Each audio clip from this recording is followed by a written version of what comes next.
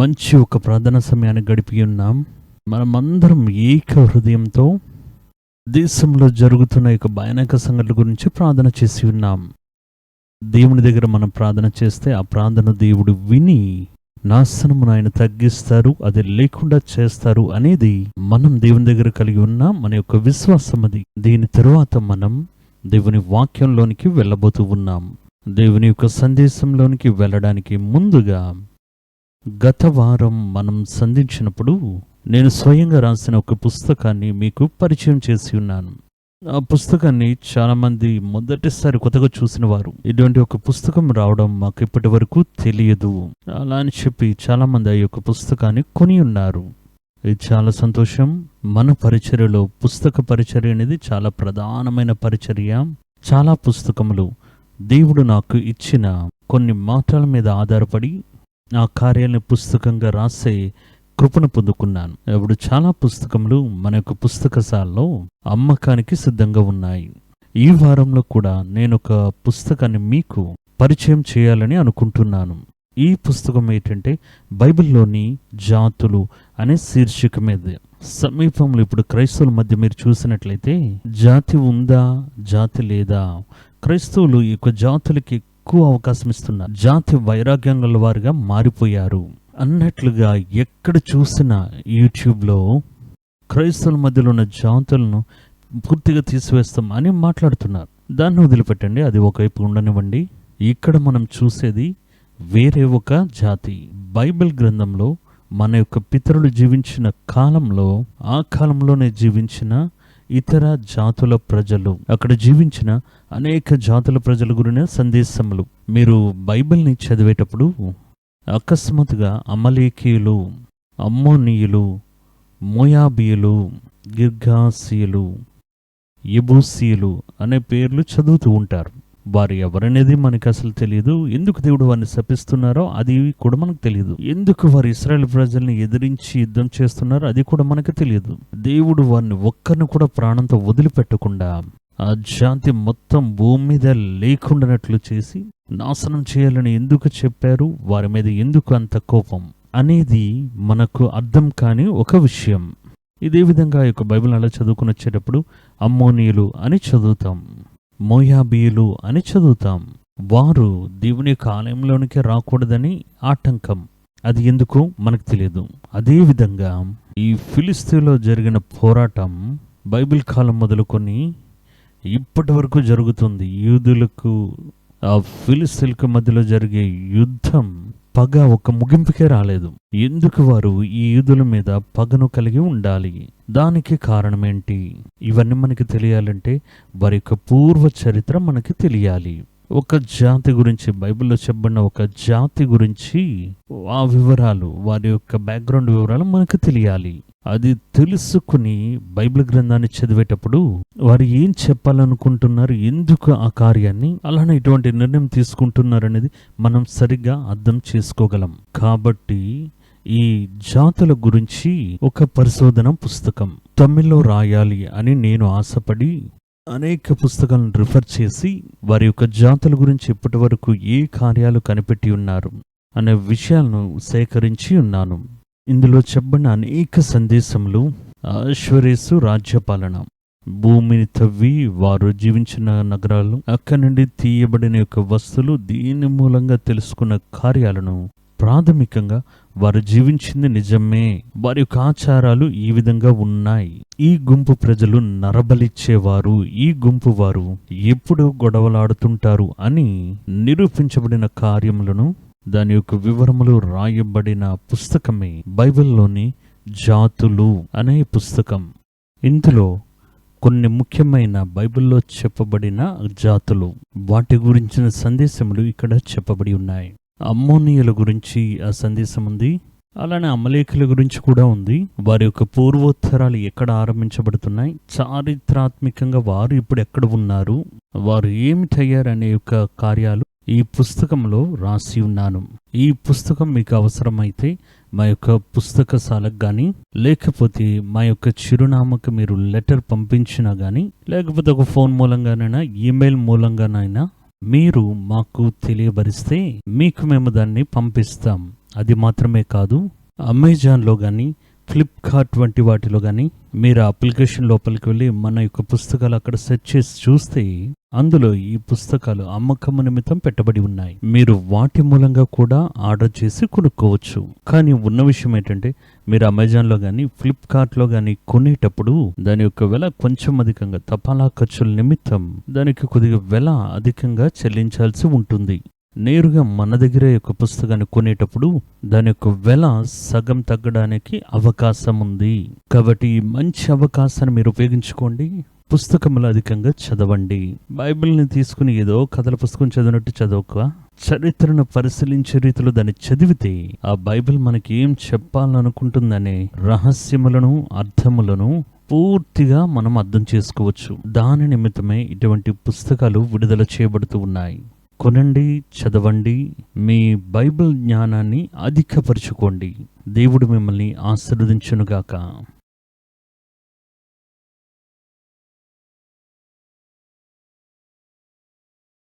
ఇప్పుడు మనం దేవుని యొక్క వాక్యాన్ని ధ్యానించే సమయంలోనికి వెళ్తున్నాం. ఈ దినం మనం ధ్యానించడానికి తీసుకుంటున్న బైబిల్లోని భాగం ఎఫెసీయులకు రాసిన పత్రిక 5వ అధ్యాయం 14 నుండి 17 వరకు ఉన్న వాక్యములు. ఆ భాగాన్ని నేను మీకు చదువుతాను, చూడండి. అందుచేత నిద్రించుచున్న నీవు మేల్కొని మృతుల్లో నుండి లెమ్ము, క్రీస్తు నీ మీద ప్రకాశించునని ఆయన చెప్పుచున్నాడు. కాబట్టి మీరు అజ్ఞానుల వలె మీరు నడవక, జ్ఞానుల వలె జాగ్రత్తగా నడిచి, దినములు చెడ్డవి కనుక మీరు సమయమును పొనిక సద్వినియోగం చేసుకొనాలి. ఇందు నిమిత్తం మీరు అవివేకులు కాక ప్రభు యొక్క చిత్తమేమిటో గ్రహించుకొనుడి అని ఒక ఆలోచన చెప్తున్నారు. ఒక దైవజనుడు ఏ విషయాల్లో చాలా జాగ్రత్తగా ఉండాలి, లేకపోతే తన యొక్క జీవితాన్ని దేవుళ్ళో కట్టుకున్నవాడు ఏ విషయాల్లో జాగ్రత్తగా ఉండాలి అని మనకు ఒక ఆలోచనగా చెప్పబడిన బైబిల్లో ఒక భాగమే ఈ భాగం. ఈ వాక్యం మనకేం చెప్తుంది అంటే, మొదట నిద్రించుచున్న మనల్ని మేల్కొనమంటుంది. రెండవది మేల్కొన్న మనం నడవాలని చెప్తున్నది. మూడవది మనం నడుస్తున్న మనం గమనించాలని చెప్తుంది. ఈ 3 కార్యాలు చాలా ముఖ్యమైనవి. ఒకటి, మేల్కోవాలి. కొంతమంది చూస్తే మేల్కుంటారు, మేల్కొని పడుకున్న స్థలంలో కూర్చునే ఉండిపోతారు. మేల్కుంటారు కానీ లేచి నడవరు. కానీ ఇక్కడ ఆయన ఏం చెప్తున్నారంటే, మేల్కున్నావు, ఇప్పుడు నువ్వు లేచావు, తరువాత నడవడం మొదలు పెట్టాలి. మూడవది, నువ్వు నడవడం మొదలుపెట్టావు, ఇప్పుడు దేవుడి యొక్క చిత్తం ఏమైందో అది గ్రహించాలి. అందులో మొదటి వాక్యం చెప్తుంది చూడండి, నిద్రించుచున్న నీవు మేల్కొని అని చెప్పేటప్పుడు అది నిశ్చయముగా, అది శారీరకంగా చెప్పబడే ఒక మాటగా అది ఉండదు. అందరు మనుషుల యొక్క జీవితంలో అలానే ఒక ఆరోగ్యంగా ఉన్న ఒక మనుషుడు ఒక దినానికి 8 గంటల సమయమే నిద్రపోవాలని చెప్తూ ఉన్నారు. అప్పుడు ఈ బైబిల్ వాక్యం నిద్రపోకూడదు అని చెప్పట్లేదు. లేకపోతే శరీరానుసారంగా మనం కొంత సమయం రాత్రి పూట నిద్రపోతూ ఉన్నాం. కొంతమంది చూస్తే మధ్యాహ్నం భోజనం చేయగానే కొంత సమయం అలా కొనుక్కు తీస్తూ ఉంటారు. ఇదంతా ఆయన తప్పని చెప్పట్లేదు. ఇక్కడ ఆయన చెప్తున్నది శారీరకమైన యొక్క నిద్ర గురించే కాదు. అక్కడ ఆయన ఏం చెప్తున్నారంటే, నిద్రపోతున్న మీరు, ఆత్మీయ నిద్రలో ఉన్న నువ్వు మొదట మేల్కోవాలి. మొదటి వాక్యం అదే చెప్తుంది. మేల్కోవాలి, లేవాలి. మేల్కొన్న మీరు తరువాత జాగ్రత్తగా నడవాలి. రెండో వాక్యం చూడండి, కాబట్టి మీరు అజ్ఞానుల వలె నడవక జ్ఞానుల వలె జాగ్రత్తగా నడుచుకోవాలి. మేల్కోవాలి, నడవాలి. మూడో కార్యం చూడండి, మీరు దేవుడి యొక్క చిత్తం ఏంటి అనేది గ్రహించుకోవాలి. అప్పుడు 3 ప్రధానమైన ఆజ్ఞలు ఈ బైబిల్ భాగంలో చెప్పబడుతున్నాయి. మేల్కోవాలి, నడవాలి, తర్వాత గ్రహించాలి. యేసు వ్యాధిగ్రస్తుల్ని ముట్టి స్వస్థతపరిచినప్పుడు నువ్వు మేల్కొని నీ పడకనెత్తుకుని నువ్వు నడు అని చెప్తున్నారు. లేవడంతో సరిపోదు, బాగైపోయానని చెప్పి తిరిగి అదే పడకలోనే కూర్చోక. ఈ పడక ఇక నీకు అవసరం ఉండదు అంటే అర్థమేంటి? ఆ వ్యాధి పడక ఇక నీకు అవసరం ఉండదు.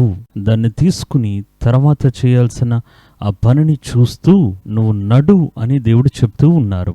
ఇదే ఇక్కడ చెప్తూ ఉన్నారు. మీరు మేల్కొనడం ఆరంభించినప్పుడు దేవుడు మిమ్మల్ని ప్రకాశవంతులుగా మారుస్తున్నారు. అది చాలా ముఖ్యమైనది.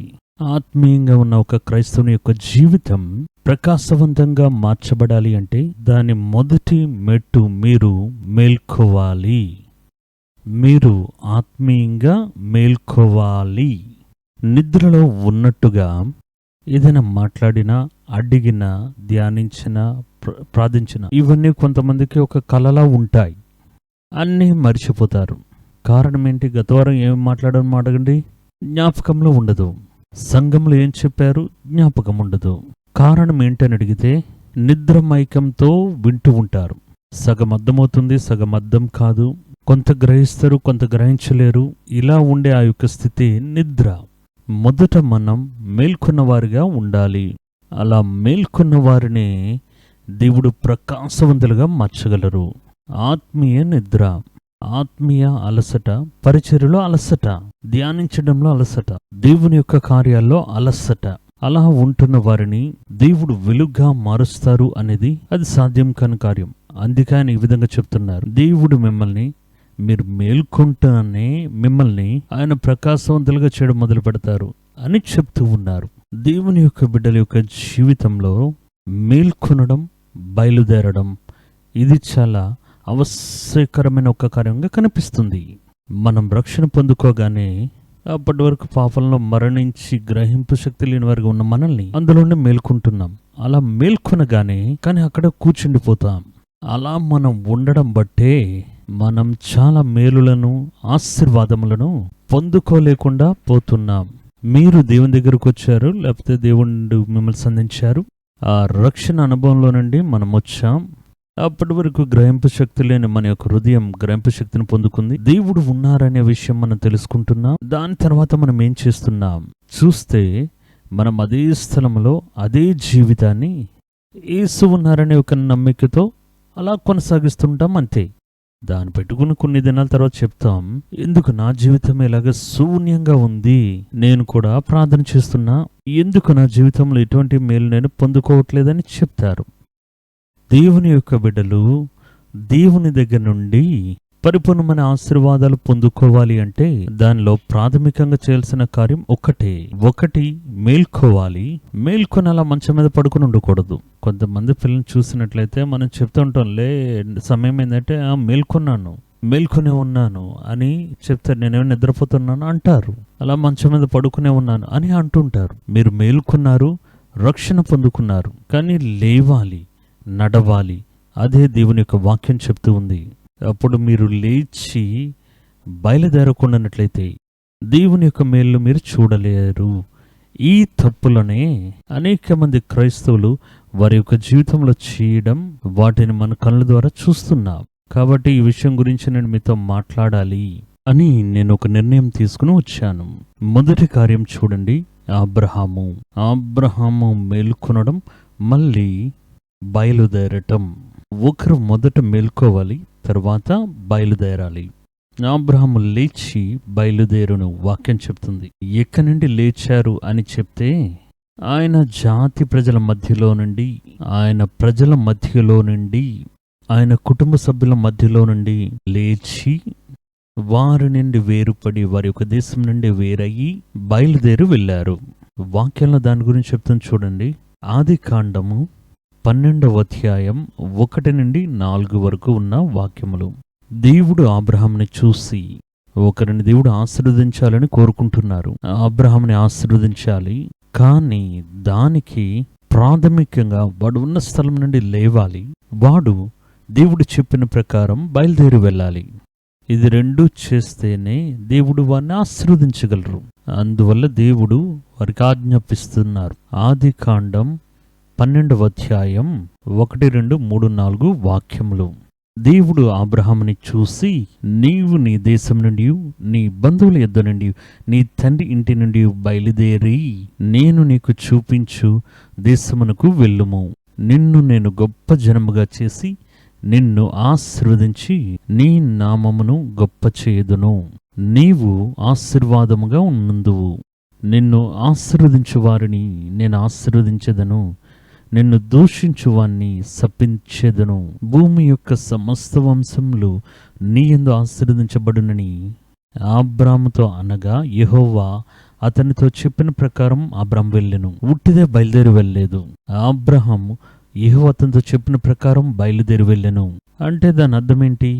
తన యొక్క బంధువులను విడిచిపెట్టి, తన యొక్క తండ్రిని విడిచిపెట్టి, తన దేశమును విడిచిపెట్టి, తన ఇంటిని విడిచిపెట్టి ఆయన మొదట బయలుదేరి వెళ్తున్నారు. మనకు ఒక ప్రశ్న రావచ్చు, ఎందుకు దేవుడు వాడు ఉన్న స్థలంలోనే ఆశీర్వదించలేరా? దేవా, నేను ఉన్న స్థలంలోనే నా జీవిత విధానం అనేది మార్చబడకుండా మీరు నన్ను ఆశీర్వదించకూడదా? అబ్రహాం మనసులో ఖచ్చితంగా ఒక ప్రశ్న వచ్చి ఉండొచ్చు. ఇంత వయసైన కాలంలో దేవుడు నన్ను బయలుదేరి వెళ్ళమంటున్నారే, నేనెందుకు బయలుదేరి వెళ్ళాలి? దేవుడు ఆశీర్వదించడంలో సర్వశక్తిమంతుడు కదా, నేను ఉన్న స్థలంలోనే దేవుడు నన్ను ఆశీర్వదించవచ్చు కదా అని ఒకవేళ ఆయన దేవుని దగ్గర అడిగే అవకాశం ఉంది, కానీ ఆయన అడగలేదు. ఆయన అడగగలరు, అడగవచ్చు. కానీ ఎందుకు దేవుడు ఆ కార్యాన్ని అలా చేయలేదు అంటే, అపవిత్రత నిండిన ప్రజల మధ్యలో, ఆచారాలను వెంబడిస్తున్న ప్రజల యొక్క మధ్యలో దేవుడు తన యొక్క ఆశీర్వాదపు సంతతిని నిలబెడితే ఆ సంతతి అపవిత్రమైపోతుంది. ఆ సంతతి తన చుట్టూ ఉన్న ప్రజల యొక్క పాపపు అలవాట్ల ద్వారా ఈ ఆశీర్వదించబడిన సంతతి కూడా అపవిత్రమవుతుంది. వారు ఒకరితో ఒకరు బంధాన్ని కలుపుకుంటారు. వారు ఆశీర్వదించడంలో ఎటువంటి అర్థం లేకుండా పోతుంది. కాబట్టి నేను నిన్ను ఆశీర్వదించడం మాత్రమే కాదు, ఆ ఆశీర్వాదం ఏ విధముగాను అది పాడైపోకూడదు. ఆ ఆశీర్వాదం నిరంతరంగా నీతోనే ఉండాలి. ఆ ఆశీర్వాదం అది పాడైపోకూడదు. దానికి ఒకటే మార్గం ఏంటంటే, నీ యొక్క పేగు బంధం అనేది తెంచబడాలి. కొన్ని సందర్భాల్లో అంతే, తొలగించబడాల్సింది తొలగించబడి తీరాలి. మనం దాన్నే పట్టుకుని వేలాడుతూ ఉండకూడదు. బిడ్డ పుట్టేంత వరకు అది తన తల్లి గర్భంతో కూడా కలపబడి ఉంచడానికి ఒక పేగు, దాన్నే పేగు బంధం అని అంటాం. ఆ పేగు అనేది ఇవ్వబడుతుంది. కానీ పుట్టగానే దాన్ని తెంచివేయాలి, లేకపోతే అది విషంగా మారిపోతుంది. అదేవిధంగా కొన్ని కార్యములు దేవుడు ఒక జాతిని ఆశీర్వదించాలని కోరుకున్నారు. ఆ జాతిని దేవుడు అబ్రహాం మూలంగా తీసుకుని రావాలని కోరుకున్నారు. కానీ ఇప్పుడున్న సమస్య ఏంటంటే, వాడు ఉన్న స్థలం తప్పైన స్థలం, వాడు చుట్టూన్న ప్రజలు తప్పైన రీతిలో, అలానే దేవుని తెలియని వారుగా వారు ఉన్నారు. వారు అపవిత్రులను విగ్రహ ఆరాధన చేసేవారుగా ఉన్నారు.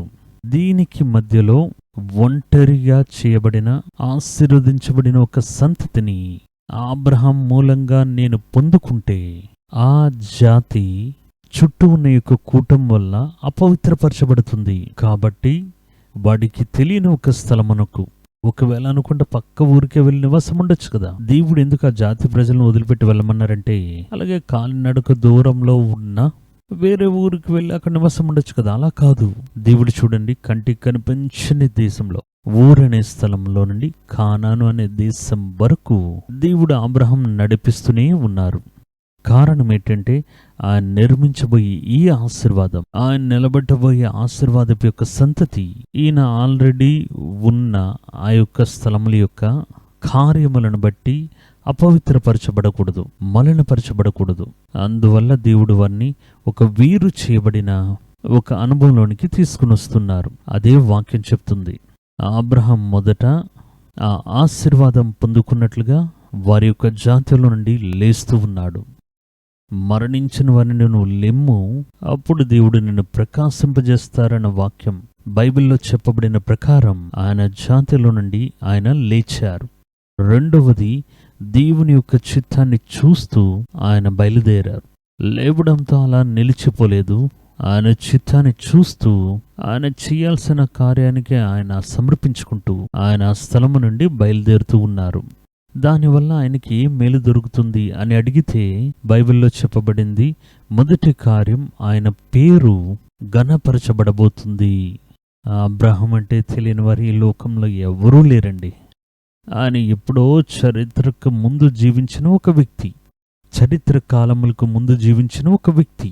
దాని తర్వాత ఎన్నో చారిత్రాత్మక సంఘటనలు, చరిత్ర కార్యములు ఎన్నో జరిగి కదిలి భూమి తన యొక్క రూపురేఖలని మార్చుకుని, నాగరికత మారి, భాషలు మారి, ఆచారములు మారి, విజ్ఞానం మారి అన్నీ వచ్చినప్పుడు ఆ పాత మనిషి అబ్రహాం యొక్క పేరు ఇప్పటి వరకు ఎవరు మరిచిపోలేదు. అదే దేవుడు చెప్పారు, నీ పేరు నేను ఘనపరుస్తాను, నీ పేరు నేను ఘనపరిచేదిగా నేను మారుస్తాను. అబ్రహాం అంటే తెలియని వారు ఎవరునూ లేరు. అబ్రహాంని ఇస్లాం వాళ్ళు కొనియాడుతూ ఉన్నారు. అది ఇబ్రాహీం అలైహిస్సలాం అనే పేరు మీద. క్రైస్తవులు అబ్రహాం అని చెప్పి కొనియాడుతున్నారు. యూదులు వారి యొక్క తండ్రి అని చెప్తూ అబ్రహాంని కొనియాడుతూ ఉన్నారు. అబ్రహాం అంటే తెలియని వారు లేరు అని చెప్పబడిన ప్రకారం ఈ లోకంలో అనేక మంది ప్రజలకు అబ్రహాం అంటే ఎవరో తెలుసు. అది నిజం. అది దేవుడు చెప్పిన మొదటి వాగ్దానం. నీ పేరు నేను ఘనపరుస్తాను. నీవు జీవించే కాలంలో మాత్రమే కాదు, జీవించి మరణించి శతాబ్దాల కాలం తరువాత నీ పేరు ఇంకా నిలిచే ఉంటుంది అని దేవుడు చెప్పినారు. అప్పుడు అబ్రహాం యొక్క పేరుకి దేవుడు ప్రఖ్యాతి కలుగజేశారు. రెండవ దేవుడు వాణ్ణి ఆశీర్వదించారు. దేవుడు ఆయన జీవించిన కాలంలోనే ఆయన ఆశీర్వదించి ఉన్నారు. ఆయన ఒక రాజులా దేవుడు ఉంచి ఉన్నారు. అబ్రహాం యొక్క కాలంలో ఎక్కువ మంది రాజులు లేరు, కానీ అబ్రహాం అయితే రాజులకు సమానంగా బలం కలిగి ఉన్న, ఆస్తిలో అంతస్తులో ఎదిగి ఉన్న ఒక బలమైన మనుష్యుడిగా మారి ఉన్నాడు. వాక్యం అది చెప్తుంది. తర్వాత కార్యం చూడండి, ఆశీర్వదించడం, శపించడం. అబ్రహాంకి దేవుడు అధికారాన్నిచ్చి ఉన్నారు. నిన్ను ఒకడు ఆశీర్వదిస్తే నేను వాడిని ఆశీర్వదిస్తాను, నిన్ను ఒకరిని శపిస్తే నేను వాడిని శపిస్తాను. అప్పుడు జాతులని ఆశీర్వదించడం, శపించడం, దానికి అబ్రహామును ఒక పాత్రగా దేవుడు వాడుకున్నారు. అప్పుడు అబ్రహాం దగ్గర నుండి ఆశీర్వాదం అనేది బయలుదేరింది. అబ్రహాం యొక్క పేరు ఘనపరచబడింది. ఇవన్నీ అబ్రహాం యొక్క జీవితంలో దేవుడు చేయాలని కోరుకున్నవి. ఆయన దగ్గర నుండి ఒక పరిశుద్ధమైన సంతతిని దేవుడు బయటికి తీసుకుని రావాలని కోరుకున్నారు. దాని నిమిత్తమే దేవుడు ఆయన జీవించిన స్థలంలో నుండి మొదట అబ్రహాంని వేరు చేయడం మొదలుపెట్టారు. కారణం ఏంటో బైబిల్లో చెప్పబడింది చూడండి. అబ్రహాం నది ఒడ్డున జీవించినప్పుడు ఆ అబ్రహాము, వారికి సంబంధించిన వారు, ఆయన యొక్క తండ్రి విగ్రహ ఆరాధన చేసేవారుగా ఉండేవారట. యెహోషువ గ్రంథం 24వ అధ్యాయం 2-3 వాక్యాలు చదివి చూస్తే, అప్పుడు యెహోషువ జనులందరితోనూ ఇశ్రాయేలు దేవుడైన యెహోవా చెప్పునదేమనగా, ఆది కాలము నుండి మీ పితరులు అనగా అబ్రహాముకును నాహోరుకును తండ్రి అయిన తేరాహు కుటుంబీకులు నది అద్దరిని నివసించి ఇతర దేవతలను పూజించితిరి. అప్పుడు వారి యొక్క ఆచారములు, వారి యొక్క మతం, వారి యొక్క ఆరాధన అన్నీ వ్యత్యాసమైనవి. నరబలి ఇవ్వడం, ప్రజల్ని చంపివేయడం, కీడైన దురాత్మల ఆరాధన చేయడం, విగ్రహారాధన. ఇందులోనే అబ్రహాం యొక్క తండ్రి, ఆయన కుటుంబ సభ్యులు కూడా అందులో పాల్గొనేవారు. వారు నది అవతల ఒడ్డున నివాసం ఉండేటప్పుడు వారు వేరే దేవతలను సేవించారు. నేను నది అవతల ఒడ్డు ఉన్న మీ తండ్రి అయిన అబ్రహాంని పిలుచుకుని వచ్చి, ఎందుకంటే అక్కడ ఉంచి ఆ వ్యక్తిని ఆశీర్వదించకూడదు. ఆశీర్వదించడం సాధ్యం కాదు. ఆశీర్వదిస్తే ఆ యొక్క ఆశీర్వాదం నిరంతరంగా నిలిచి ఉండదు. కొంత సమయంలోనే అపవిత్రమైపోతుంది. చుట్టూ ఉన్నవారు, వీరి యొక్క వంశం, ఆశీర్వదించబడిన వంశం, అక్కడ పిల్లలు పుడుతూ ఉంటుండగా వారందరూ అపవిత్రులు చేస్తారు. అందుకే దేవుని యొక్క వాక్యం చెప్పిందంటే, నేను నది అవతల ఒడ్డున్న మీ తండ్రి అయిన అబ్రహాముని పిలిచి తీసుకుని వచ్చి వారిని కానాను దేశం అంతట్లో సంచరింపచేసి వారి యొక్క సంతతిని అభివృద్ధిపరచి వారికి ఈసాకుని ఇచ్చి ఉన్నాను. దేవుడు తన యొక్క వాగ్దానాన్ని నెరవేర్చినట్టుగా చెప్తూ ఉన్నారు. అప్పుడు చూడండి, కానీ నేను ఈ వాక్యంలో ఒక విషయాన్ని మీకు చెప్పాలి. కానీ ఇది మన యొక్క ప్రసంగం యొక్క ఉద్దేశం కాదు, కానీ రాసి పెట్టుకోండి, ధ్యానించి చూడండి. ఈ వాక్యంలో ఒక ఆర్డర్లో ఉండడం మీరు గమనించారా? యెహోషువ గ్రంథం 24వ అధ్యాయం 3వ వాక్యం. అయితే నేను నది అద్దరి నుండి మీ పితరుడైన అబ్రహాముని తోడుకొని వచ్చి కానాను దేశం అంతటా సంచరింపజేసి, కానాను దేశం అంతట్లో వాడిని సంచరింపచేసి, అతని సంతానమును విస్తరింపచేసి, ఆయన సంతానాన్ని విస్తరింపచేసి అతనికి ఇస్సాకుని ఇచ్చి తిని. అప్పుడు ఇస్సాకు మొదట వచ్చారా? ఇస్సాకు వస్తేనక సంతతి వస్తుంది. కానీ ఇక్కడ చూడండి, సంతానమును విస్తరింపచేసి అతనికి ఇస్సాకుని ఇచ్చి తిని. అది విస్తరింప చేయడానికి ఇచ్చానని చెప్పలేదు, విస్తరింప చేసి ఇచ్చాను. అలాగైతే ఇస్సాకు మూలంగా వచ్చే సంతతి కంటే ముందుగా అబ్రహాం యొక్క సంతతి విస్తరించబడి ఉందంటే ఆ సంతతి ఎవరు? ఇది మీ ఆలోచన గురించి ఇచ్చింది, మీరు కూర్చుని ఆలోచించాలి. సమయం వచ్చేటప్పుడు ఇంకో సందేశంలో దీని గురించి నేను వివరించి చెప్తాను. వారిని ఎందుకు అక్కడి నుండి బయలుదేరింపచేశారు అనేది వాక్యం చెప్తుంది. ఎందుకంటే వారు విగ్రహారాధన చేసేవారు. అప్పుడు విగ్రహారాధన చేసేవారి మధ్యలో, మృతతుల్యమైన యొక్క మనుషుల మధ్యలో మీరు ఉండేటప్పుడు దేవుడు మిమ్మల్ని ఆశీర్వదించలేరు. లేకపోతే మనం విగ్రహ ఆరాధనలో మనం కూడా ఉండేటప్పుడు మనల్ని దేవుడు ఆశీర్వదించలేరు. ఎందుకంటే విగ్రహ ఆరాధన అనేది దేవుడు ద్వేషించే, కోపపడే ఘోరమైన పాపాల్లో ఇది ఒకటి అని వాక్యం చెప్తుంది. విగ్రహ ఆరాధన అనగానే మీరు ఈ విధంగా అనుకుంటారు, మాకు విగ్రహానికి సంబంధమే లేదే, మేము శిలను నమస్కరించడం లేదు, వాటిని సేవింపను లేదు అని మనం అనుకోవచ్చు. కానీ బైబిల్ని సూక్ష్మంగా చదివి చూస్తే విగ్రహాలను నమస్కరించడం మాత్రమే విగ్రహారాధన కాదు. వస్తువుల మీద ఆశ ఉంది చూడండి, దానికి పేరు కూడా విగ్రహారాధన అని వాక్యం చెప్తుంది. ఎఫెసీయులకు రాసిన పత్రిక 5వ అధ్యాయం 5వ వాక్యాన్ని చదివి చూస్తే, వ్యభిచారి అయినను, అపవిత్రుడైనను, విగ్రహారాధికుడైన, లోబి అయినను. అలాగైతే కొన్ని ఆచారాలు మాత్రమే కాదు, అది కూడా ఉంది, కానీ అది మాత్రమే కాదు. దేవుని యొక్క పిల్లలు చేసే ఒక విగ్రహారాధన ఉంది, అది లోబితనం. ఒక వస్తువు అనేది పాపం కాదు, కానీ ఆ వస్తువు మీద అపరిమితమైన ఆశ ఉంది చూడండి, అది పాపం. వస్తువుల మీద ఆశపడ్డం అనేది ఒక విగ్రహారాధన. నేను దేవునిలోకి రాగానే వెంటనే ఒక తీర్మానం చేసుకున్నాను, ఒక పెద్ద ఆడి కారు కొనుక్కోవాలి, తర్వాత నాకు వ్యక్తిగతంగా ఒక విమానం కొనుక్కోవాలి. దాని గురించి కఠినంగా ప్రయాసపడుతున్నాను, దాని గురించి పోరాడుతున్నాను. నాకు ఒక ఇల్లు కావాలి, నాకు ఒక కారు కావాలని చెప్పి ఈ పరిచర్యకు రాగా నేను నిర్ణయం తీసుకుని దాని గురించి పరిగెత్తి ప్రయాసపడ్డాను. నన్ను చూడండి, ఇప్పుడు ఎన్ని బంగ్లాలు, ఎన్ని కార్లు నిలబడి ఉన్నాయి, ఎంత వసతి వచ్చింది, మనం కూడా కొనబోతున్నానని అంటారు. అప్పుడు ఇప్పటి వరకు మనం పరిగెత్తింది, ప్రయాసపడింది, కష్టపడింది, రాత్రి పగలు వెళ్ళి పరిచర్య చేసిందంతా దేవుని నిమిత్తం కాదు, ఈ వస్తువుల్ని సంపాదించుకోవాలని మాత్రమే. అప్పుడు మనం ఎవరికి పరిచర్య చేస్తున్నాం? దేవునికి పరిచర్య చేయలేదు, దేవుని యొక్క నామమహిమార్థమై పరిచర్య చేయలేదు. మన మనసులో ఒక ఆశను నిర్ణయించుకున్నాం, ఆ ఆశ అనే లక్ష్యాన్ని చేరుకోవడానికి మనం పరిచర్య చేశాం. కొంతమంది చూస్తే వ్యాపారం చేస్తూ ఉంటారు, కొంతమంది కఠినంగా ప్రయాసపడి పని చేస్తూ ఉంటారు. అదేవిధంగా మనం పరిచర్య చేస్తున్నాం, కానీ ఉద్దేశం అనేది ఈ లోకంలో వస్తువులు సంపాదించుకోవాలనే ఉద్దేశంతోనే పరిచర్య చేశాం. అప్పుడు ఆ పరిచర్య మనం ఎవరికి చేశాం? వస్తువులకి చేసామా, లేకపోతే దేవునికి చేసామా? దేవునికి చేయాల్సిన పరిచర్యను దేవుడి యొక్క పేరు చెప్తూ డబ్బులు సంపాదించుకోవడానికని చేస్తే దానికి పేరు విగ్రహారాధన కాకుండా వేరే ఏమని చెప్పొచ్చు? అదే చెప్తూ ఉంది, లోబిగా ఉన్న విగ్రహ ఆరాధనకారుడు, లేకపోతే విగ్రహ ఆరాధకుడుగా ఉన్న లోబి అయినను క్రీస్తు యొక్కయు దేవుని యొక్కయు రాజ్యమునకు హక్కుదారుడు కాడని సంగతి మీకు నిత్యంగా తెలియను. అప్పుడున్న వారికి విషయాలు తెలుసు కాబోలు, కానీ ఇప్పుడున్న వారు చాలామంది మరిచిపోయాం. మన యొక్క పరుగు, మన నడవడిక, ప్రార్థన, పరిచర్య అంతా వస్తువుల్ని సంపాదించాలి. వస్తువుల్ని సంపాదించడం అనే ఆధారంగానే. అది అలా చేస్తే అది దేవుడికి చేసిన కార్యములు కాదు, అది మీరు ఆ వస్తువుల నిమిత్తం చేసిన కార్యం.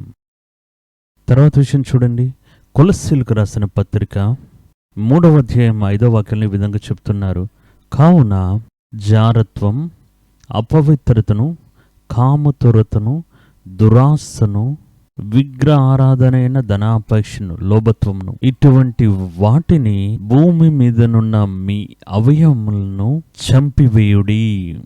వాటి వలన దేవుని ఉగ్రత అవిధేయుల మీదకి వచ్చును అని దేవుడి యొక్క వాక్యం చెప్తూ ఉంది. అప్పుడు చూడండి, విగ్రహాలను ఆరాధించడం మాత్రమే కాదు, ఒక ఆలయానికి వెళ్ళి వేరే దేవుళ్ళ పేరు చెప్పి ఆరాధించడం మాత్రమే కాదు, దేవుని యొక్క వాక్యం దేవుడి యొక్క పిల్లలు చేసే విగ్రహ ఆరాధనను ఇక్కడ చూపిస్తూ ఉంది. నేను ప్రయాసపడ్డాను, కష్టపడ్డాను, పరిచర్య చేశాను, ట్రాక్స్ ఇచ్చాను, కానీ అది దేవుని నిమిత్తం చేశానా, లేకపోతే నా స్థానమును ప్రజల మధ్యలో హెచ్చించాలి, లేకపోతే నా వసతిని అధికం చేసుకోవాలని చేశానా? ఒకవేళ మీరు దేవుడి యొక్క నామమై మద్దమై చేసి దేవుడు దాని మూలంగా అది మీకు ఇస్తే అది అనుభవించవచ్చు, అందులో తప్పేం లేదు. అందువల్ల ఇచ్చినా కూడా అది వద్దు వద్దని చెప్పి తోసివేయాల్సిన అవసరం లేదు. కానీ దాని మీద గురిపెట్టి దాని నిమిత్తం పరిగెత్తున్నాం చూడండి, దాని గురించే ప్రసంగం చేస్తున్నాం చూడండి, దాని గురించి పరిచర్య చేస్తున్నాం చూడండి, దాని గురించి దీర్ఘదర్శనం చెప్తున్నాం చూడండి, అదే వస్తువుల మీద ఆశగా ఉన్న విగ్రహారాధన అని వాక్యం మనకి చెప్తూ ఉంది. తర్వాత కార్యం చూడండి, విగ్రహ ఆరాధన. దీని తర్వాత ఉన్న వేరే కార్యం, అబ్రహాము వేరే ఒక ఆచారాన్ని కలిగి ఉన్నవాడుగా ఉన్నాడు. వారు చుట్టూ ఉన్నవారు, నేను అబ్రహాము యొక్క పూర్వ చరిత్రను పుస్తకంలో చదివి చూస్తే అది చాలా భయంకరంగా ఉంది. అబ్రహాము యొక్క తండ్రి వివిధ రకాలైన విగ్రహములను చేసి ఇచ్చేవారు. విగ్రహాన్ని చూస్తే ఒక రాయి ద్వారా మలిచేది ఉంటుంది, దాని తర్వాత వేరే వస్తువులను ఉపయోగించి మట్టి ద్వారా చేసేది ఉంటుంది. మట్టి ద్వారా చేసే బొమ్మల్లో ఉన్నాయి, దానికి పేరు టెర్రకోట అని చెప్తుంటారు. మట్టి ద్వారా కూడా ఈయన విగ్రహాలు చేస్తుంటారు. ఆయన అది చేసి తీసుకుని వెళ్ళి ప్రతిష్ఠ చేసి దానికి ఒక పేరు పెడతారు. ఇంకొక దేవత కూడా ఉండేది, దానికి పేరు అస్సేరా దేవత. అస్సేరా దేవత అంటే ఏంటంటే, ఒక బాగా ఎదిగిన చెట్టును మీరు చూసినట్లయితే ఆ చెట్టు యొక్క రూపం వివిధములుగా ఉంటుంది. దాన్ని మీరు గమనించి చూస్తే అందులో ఏదైనా ఒక రూపం మీకు కనిపిస్తూ ఉంటుంది. ఆకాశంలో మేఘాన్ని చూసేటప్పుడు మేఘాల్లో కొన్ని రూపాలు కనిపిస్తున్నట్టుగా ఉంటుంది చూడండి, అది మన యొక్క కల్పన, అదొక ఇల్యూషన్. అదేవిధంగా ఈ చెట్టు యొక్క రూపము, అందులో ఉండే కార్యాలు కొంచెం దూరం నిలబడి చూస్తే ఏదో ఒక రూపంలా అది మనకి కనిపిస్తుంది. ఈయనకి ఆ రూపం కనిపించగానే దాన్ని అలా గీత గీసి దాన్ని మాత్రం కట్ చేసి దాన్ని ఒక శిలగా మార్చేస్తారు. అది ఏదో ఒక విధంగా ఉండొచ్చు, ఒక చెయ్యి ఉండొచ్చు, ఒక కాలు ఉండొచ్చు, ఒక కళ్ళు ఉండొచ్చు, రెండు కొమ్ములు ఉండొచ్చు, ముక్కలుండి ఒక కొమ్ము రావచ్చు. ఆ రూపంలో ఎలా కనిపిస్తుందో అదే విధంగా అలా సహజంగా కనిపించేదాన్ని వారు చెక్కి తయారు చేస్తున్నారు కదా, అటువంటి దేవతలకి పేరు అస్సేరాలు. ఈ మూడు విధాలుగా రాయిలో శిల్పంగా చేసేది, మట్టితో చేసే ఆ యొక్క విగ్రహాలు, అలాగే అస్సేరాలు చేయడంలోనూ అబ్రహాం యొక్క తండ్రి అయితే చేతి నైపుణ్యత అధికంగా ఉన్న వ్యక్తి. అక్కడున్న ఆలయాలంతటిలో వీరే చేసిన శిల్పములు తీసుకుని వచ్చి దేవుళ్ళుగా ప్రతిష్ఠిస్తూ ఉంటారు. వాటి యొక్క ఆరాధన పద్ధతులు కూడా వ్యత్యాసమైనవి. ఆ ఆరాధన పద్ధతులు ఏంటంటే నరబలి ఇవ్వటం, పాప ఇచ్చలు చేయడం, తాగడం, జారత్వం చేయడం. దానికి చాలా చట్టాలనేవి ఉండేవి. ఆ ఆచారములు అని చెప్తున్నాం. వారికంటూ ఒక ఆచారం, సంస్కృతి అనేది ఉండేది. ఈ ఆచారములు అబ్రహాము దేవుని మీద కలిగి ఉన్న విశ్వాసాన్ని తీసివేసే శక్తి గలవి. కాబట్టి దేవుడు విగ్రహముల దగ్గర మాత్రమే కాదు, వారి యొక్క పారంపర్యం నుండి అబ్రహాముని బయటికి తీసుకుని వస్తున్నారు. అదే ఇప్పటికీ దేవుడు చేస్తూనే ఉన్నారు. ఇప్పుడు చూడండి, ఏది ఆచారాలు? వాక్యం చెప్తున్న మత్తయి సువార్త 15వ అధ్యాయం 3వ వాక్యంలో, అందుకైన మీరు మీ పారంపర్యాచారము నిమిత్తమై దేవుని ఆజ్ఞను ఎందుకు అతిక్రమించుచున్నారు? దేవుడు ఒక విషయాన్ని మనకు ఆజ్ఞగా ఇచ్చి ఉంటారు, కానీ మనం చూస్తే ఒక ట్రెడిషన్, ఒక పారంపర్యాన్ని కలిగి ఉంటాం. క్రైస్తవుల మధ్యలో కూడా పారంపర్యాచారాలు ఉన్నాయి. లెంట్ దినాలని ఒక 40 దినాలు మనం అనుసరిస్తున్నాం. ఎందుకు? అది మనకు తెలీదు. చాలా కాలంగా వస్తుంది. యేసు 40 దినాలు ఉపవాసం ఉన్నారే, దాని గురించి అని ఒక వ్యక్తి చెప్పడం నేను విన్నాను. అప్పుడు యేసే 40 దినాలు ఉపవాసం ఉండి ముగించగానే ఆయన సిలువలో కొట్టారా అంటే లేదు. అప్పుడు అది దేని గురించి అంటే మనకు తెలియదు. అందులో కొన్ని పారంపర్యాచారాలు కలిగి ఉంటారు. స్త్రీలు మంచి ఉన్నతమైన ఆభరణాలు, వస్త్రాలు ధరించరు. కొన్ని స్థలాలు నేను చూసి ఉన్నాను.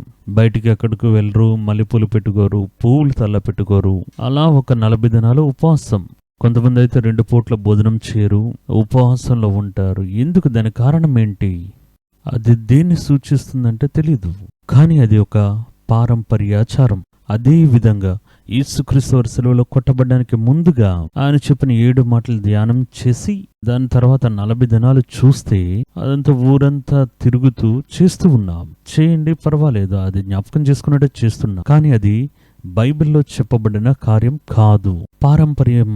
ఇదే విధంగా ఒక్కొక్క ప్రజలకు, ఒక్కొక్క జాతికి, జాతి అనేది భారతదేశానికి సంబంధించి ఒక పారంపర్యం.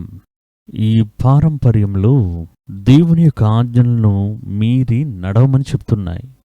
అదే వాక్యం చెప్తుంది. మనుషుల యొక్క పారంపర్యాచారములు, మనుషుని యొక్క కల్పితమైన ఉపదేశములే పారంపర్యాచారములు అని వాక్యం చెప్తుంది. మార్కు సువార్త 7వ అధ్యాయం 7-8 వాక్యాలు చదివి చూడండి.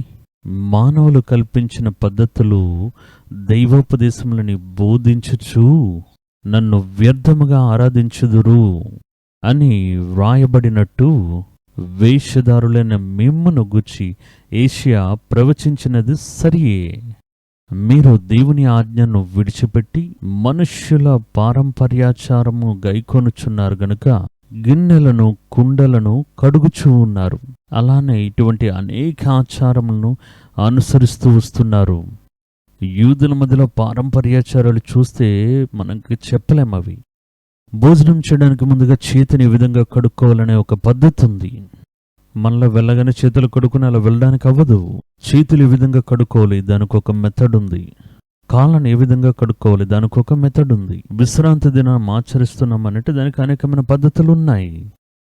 ఒకడు ఎంత మటుకు పని చేయవచ్చు, ఏ విషయాలు విశ్రాంతి దినాన్ని అపవిత్రపరిచే కార్యాలు, ఇలాంటి మనుషుల యొక్క ఆలోచనలు, ఈ కల్పనలు వారు బోధించి పారంపర్యాచారాన్ని ఏర్పరిచుంచారు. ఇది యూదుల మధ్యను, క్రైస్తవుల మధ్యలో మాత్రమే కాదు, మన భారతదేశానికి సంబంధించిన విషయంలో చూస్తే ఒక్కొక్క జాతికి ఒక పారంపర్యం ఉంది. ఒక్కొక్క మత నమ్మికకు ఒక పారంపర్యం అనేది ఉంది. అది దేవుడు చెప్పింది కాదు, అది మనుషులు కల్పనగా లోపలికి చొప్పించారు. ఇది ఈ విధంగా చేయాలి, అది అలా చేయాలి అని కొన్ని పారంపర్యములు, కొన్ని ముఖ్యమైన కార్యాలను చెప్పి పరిహారములు, ఇలాగని చాలా కార్యములను మనుషులే ఏర్పరిచుంచారు. చూడండి, ఇప్పటికి క్రైస్తవ సమాజంలో చెప్పబడే కార్యము జాతి వైరాగ్యాలు ఉన్నాయి అని ఒక గుంపు ప్రజలు చెప్తున్నారు. ఈ జాతిని మేము ఎదిరించే తీరుతాం, క్రిస్టియానిటీలో ఈ యొక్క జాతి అనేది ఎలా రావచ్చు అని చెప్తున్నారు. అది నిజమే, జాతి అనేది రాకూడదు. కానీ అనేక స్థలాల్లో ఈ కుల సంఘాలు ఉన్నాయి. క్రైస్తవుల మధ్యలోనే అనేక స్థలాల్లో ఒక్కొక్క జాతికి వారికి సంఘములే ఉన్నాయి. అవన్నీ మనం చూసాం, అవి దాటుకునే మనం వచ్చి ఉన్నాం. కానీ ఈ జాతి అనేది ఇప్పుడు చెప్తున్నారు కదా, ఇన్ని జాతులు పెట్టుకుని ఒక్కొక్క జాతికి ఒక్కొక్క చర్చ పెట్టుకుని బయటికి చెప్పైనా కూడా అది మనసులోనే పెట్టుకుని వీడు నా జాతికి సంబంధించిన వాడా, నా మనుషులకి సంబంధించిన వాడా అని చెప్తున్నాం కదా. ఆ జాతి అనే ఒక విషయాన్ని మన మనసులో నమ్ముతున్నాం కదా.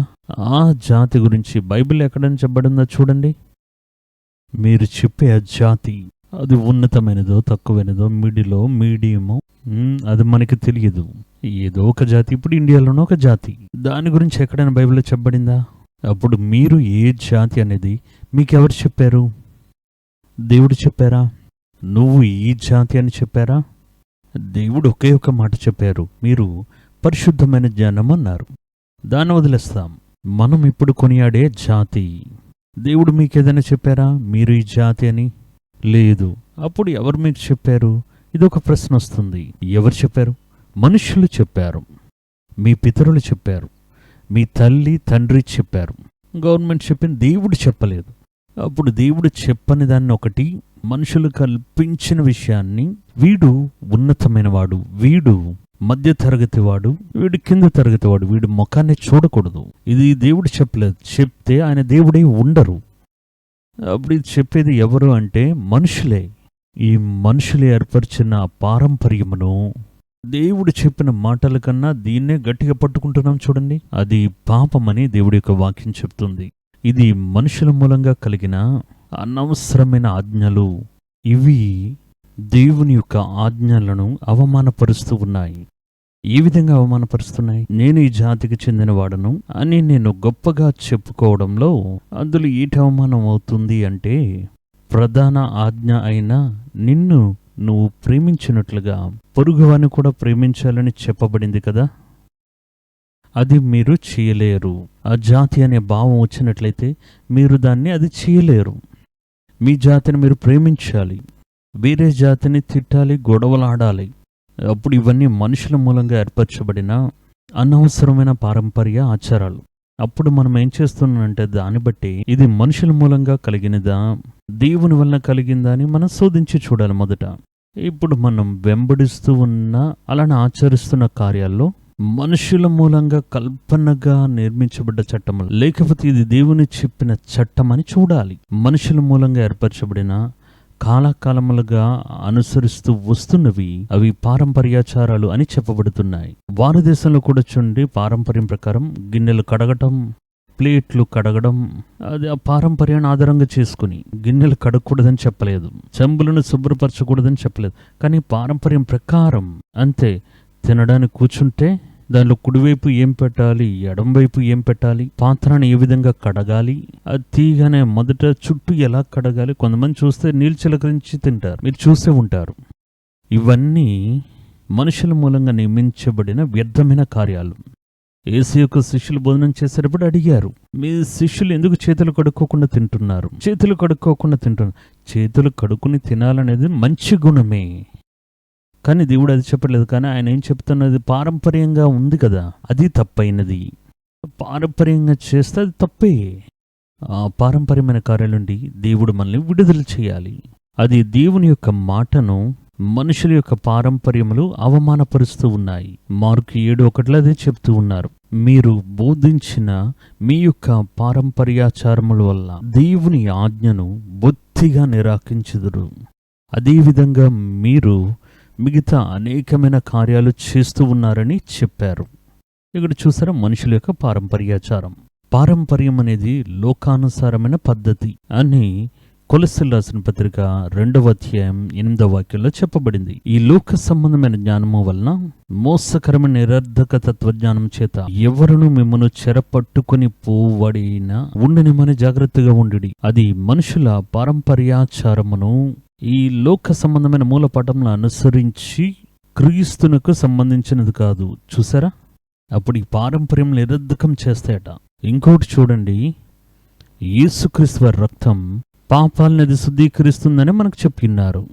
దాని గురించే ప్రసంగం చేస్తున్నాం, దాని గురించే అధికంగా చెప్తున్నాం. అది నిజమే, యేసుక్రీస్తు వారి రక్తం మన అన్ని పాపంను తీసివేసి అది మనం శుద్ధీకరిస్తుంది. కానీ దానితో మాత్రమే కాదు, యేసుక్రీస్తు వారి రక్తం మనుషుల మూలంగా మనపై మోపబడిన ఈ పారంపర్యాచారాలను కూడా మనకు విడుదల కలుగజేస్తుంది. అప్పుడు ఈ పారంపర్యాచారం మనం విడుదల పొందుకోలేదు అంటే యేసుక్రీస్తు వారి రక్తం చేత మీరు పరిపూర్ణంగా కడగబడలేదు, పూర్తిగా విడిపింపబడలేదని అర్థం. చూడండి, 1 పేతురు రాసిన పత్రిక 1వ అధ్యాయం 18వ వాక్యం, అందులో ఏం చెప్తున్నారు చూడండి. మీ పితృ పారంపర్యమైన మీ తల్లిదండ్రులు, అంతకుముందు ఉన్నవారు పారంపర్యంగా మీరు అనుసరిస్తూ వస్తున్న మీ వ్యర్థ ప్రవర్తనను క్షయ వస్తువుల చేత వెండి బంగారముల మూలముగా విడిపింపబడకుండానట్లు నిర్దోషమైన నిష్కలంకమగు గొర్రెపిల్ల క్రీస్తు యొక్క అమూల్యమైన రక్తము చేత విమోచింపబడతారని మీరు ఎరుగుదురు కదా. అప్పుడు చూడండి, ఇక్కడ పాపం గురించి చెప్పట్లేదు. పాపం గురించి విడిపింపబడ్డం అందరికీ తెలుసు, కానీ అదే రక్తం మిమ్మల్ని విడిపించినట్లయితే మనుషుల యొక్క పారంపర్య ఆచారం నుండి మీకు విడుదల కలుగజేసి ఉంటుంది. అదే నిజమైన విడుదల. అప్పుడు పారంపర్యంగా చెప్పింది మేము ఎందుకు వెంబడిస్తాం?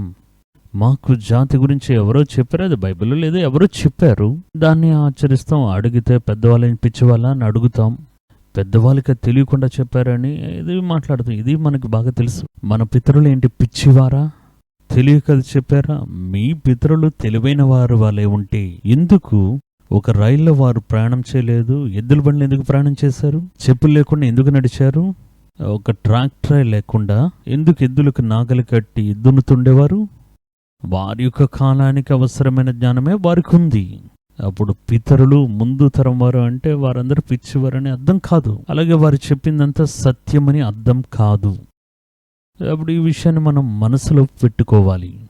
అప్పుడు వాక్యం ఏం చెప్తుందంటే, యేసు రక్తం మిమ్మల్ని పారంపర్యం నుండి విడుదల చేయాలి. మనుషుల యొక్క పారంపర్యం నుండి. మనుషులు వ్యర్థంగా నేర్పించారు కదా, వాడిని ముట్టుకోక, అది మలినం, వాడిని ముట్టుకుంటే అది మలినమైపోతుంది. ఇవన్నీ చెప్తున్నారు కదా. ఇవన్నీ యేసు యొక్క రక్తం మిమ్మల్ని శుద్ధీకరించి ఉంటే అది ఖచ్చితంగా మీకు విడుదల కలుగజేసి ఉంటుంది. విడుదల అనేది కలగకపోతే మీరు ఇంకా రక్షణ పొందుకునే విషయంలో, శుద్ధీకరించబడిన విషయంలో కరెక్ట్గా శుద్ధీకరించబడలేదు, అలానే రక్షణ పొందుకోలేదు అనేది అర్థం. భక్తి పేరున వ్యర్థమైన పారంపర్యాచారాలు దాని నుండి బయటికి రావాలి. అప్పుడు దీన్ని బట్టే భయంకరమైన పారంపర్యాలతో నింపబడిన మనుషుల మధ్యలో నుండి, విగ్రహారాధన చేసే మనుషుల మధ్యలో నుండి ఒకరిని ఆశీర్వదించడం అనేది అసాధ్యమైన కార్యం. అసాధ్యమైన కార్యం అంటే ఆశీర్వదించినట్లయితే ఆ ఆశీర్వాదం అది నిరంతరంగా ఉండదు, మలినపరచబడుతుంది. మీరు వాటి మధ్య నుండి వేరుపడి అపరిశుభ్రమైనవి ముట్టకూడదు. మొదట వేరుపడాలి. అదే వాక్యం చెప్తుంది. లేదు, ఉన్న స్థలంలో అలానే ఉంటాం, మంచి ఊరే, అనేక సంవత్సరాలు 75 సంవత్సరాలు మేము ఈ ఊర్లో జీవించి ఉంటున్నాం. ఊరనే ఈ ప్రాంతంలో ఈయనేంచి చిన్నాన్న, పెద్దనాన్న, మామయ్య, ఈ బంధువులందరితోనూ మేమెంతో సంతోషంగా జీవిస్తూ ఉన్నాం. కానీ మీరు మమ్మల్ని బయటికి పిలుస్తున్నారే. దేవుడు చెప్తున్నారు, అయ్యా నిన్ను ఆశీర్వదించాలంటే నువ్వు బయలుదేరి తీరాలి. నువ్వున్న స్థలంలో నేను నిన్ను ఆశీర్వదిస్తే ఆ ఆశీర్వాదం నిరంతరంగా ఉండదు, దాని మీద మరకపడుతుంది. అది పాపమును బట్టి పరిశుద్ధతను కోల్పోతుంది. కాబట్టి నువ్వు ఒంటరిగా రా, నేను నిన్ను నూతనమైన రీతిలో ఆశీర్వదించాలనుకుంటున్నా. అందుగురించి దేవుడు పిలిచారు. రెండవ కార్యం చూడండి, ఇశ్రాయేల్ యొక్క మేల్కొనడం, బయలుదేరడం. ఇశ్రాయేల్ ప్రజలు ఎక్కడి నుండి లేచారు అంటే బానిసత్వం నుండి లేచారు. కానాను చూసి, వాగ్దానమును చూసి బయలుదేరారు. అబ్రహం విగ్రహారాధన నుండి, పారంపర్యం నుండి తన జాతి ప్రజల మధ్యలో లేచి దేవుడు చూపించే యొక్క స్థలమును చూస్తూ బయలుదేరాడు. ఇశ్రాయేలు ప్రజలు బానిసత్వం నుండి లేచి, 400 సంవత్సరాల బానిసత్వం నుండి లేచి దేవుడు వారికిచ్చే స్వాతంత్రమును చూస్తూ బయలుదేరారు. వాక్యం అలానే చెప్తుంది. బానిసత్వం నుండి లేచారు, స్వతంత్రమైన జీవితాన్ని చూస్తూ దేవుడు వారి నిమిత్తం కలిగి ఉన్న వాగ్దానం యొక్క దేశమును చూస్తూ బయలుదేరారు. ఇది రెండవసారి బయలుదేరడం. నిర్గమకాండం 6వ అధ్యాయం 6వ వాక్యం, అలానే 7వ వాక్యంలో ఈ విధంగా ఉంది. కాబట్టి నీవు ఇశ్రాయేలుతో ఇలాగూ చెప్పుము, నేనే యెహోవాను, నేను ఐగుప్తులు మోయించు బరువుల క్రింద నుండి మిమ్మను వెలుపలికి రప్పించి వారి దాసత్వంలో నుండి మిమ్మను విడిపించి నా బాహువు చాపి గొప్ప తీర్పులు తీర్చి మిమ్మను విడిపించి మిమ్మను నాకు ప్రజలుగా చేర్చుకుని మీకు దేవుడనై యుందును. అప్పుడు ఐగుప్తుల బరువు క్రింద నుండి మిమ్మల్ని వెలుపలికి రప్పించి మీ దేవుడని యెహోవాను నేనే అని మీరు తెలుసుకొందురు. ఇప్పుడు చూడండి, వారున్న బానిసత్వం, అందులోంచి వారు తల కూడా పైకెత్తలేరు. వారి యొక్క భుజముల మీద, మెడల మీద కాడెలు. అందులోని మొదట వారు లేవాలి. లేచి నేను నీకు చూపించే ఆ దేశమునకు వెళ్ళాలి. అప్పుడు ఈ బానిసత్వంలో దేవుడు మన అక్కడ ఉంచి ఆశీర్వదిస్తే, ఒక స్వాతంత్రం ఇస్తే, ఆ స్వాతంత్రం మీరు దానిని శ్వాసించలేరు. చూడండి, ఇండియా విడుదలవ్వాలని ఎంతగానో పోరాడారు. బ్రిటిష్ గవర్నమెంట్ ఏం చెప్పిందంటే, మేం పరిపాలన చేస్తాం, మీకు కావలసిన మేలును మేము చేస్తాం, వద్దొద్దు, మాకేమీ అవసరం లేదు, మంచిదో చెడ్డదో తక్కువ ఎక్కువ మాకు స్వాతంత్రం కావాలి అని పోరాడారు. అదేవిధంగా సాతాను మనకి ఎన్నో కార్యాలు చూపించవచ్చు. నేను నీకు అది ఇస్తాను, ఇది ఇస్తానని చెప్పవచ్చు.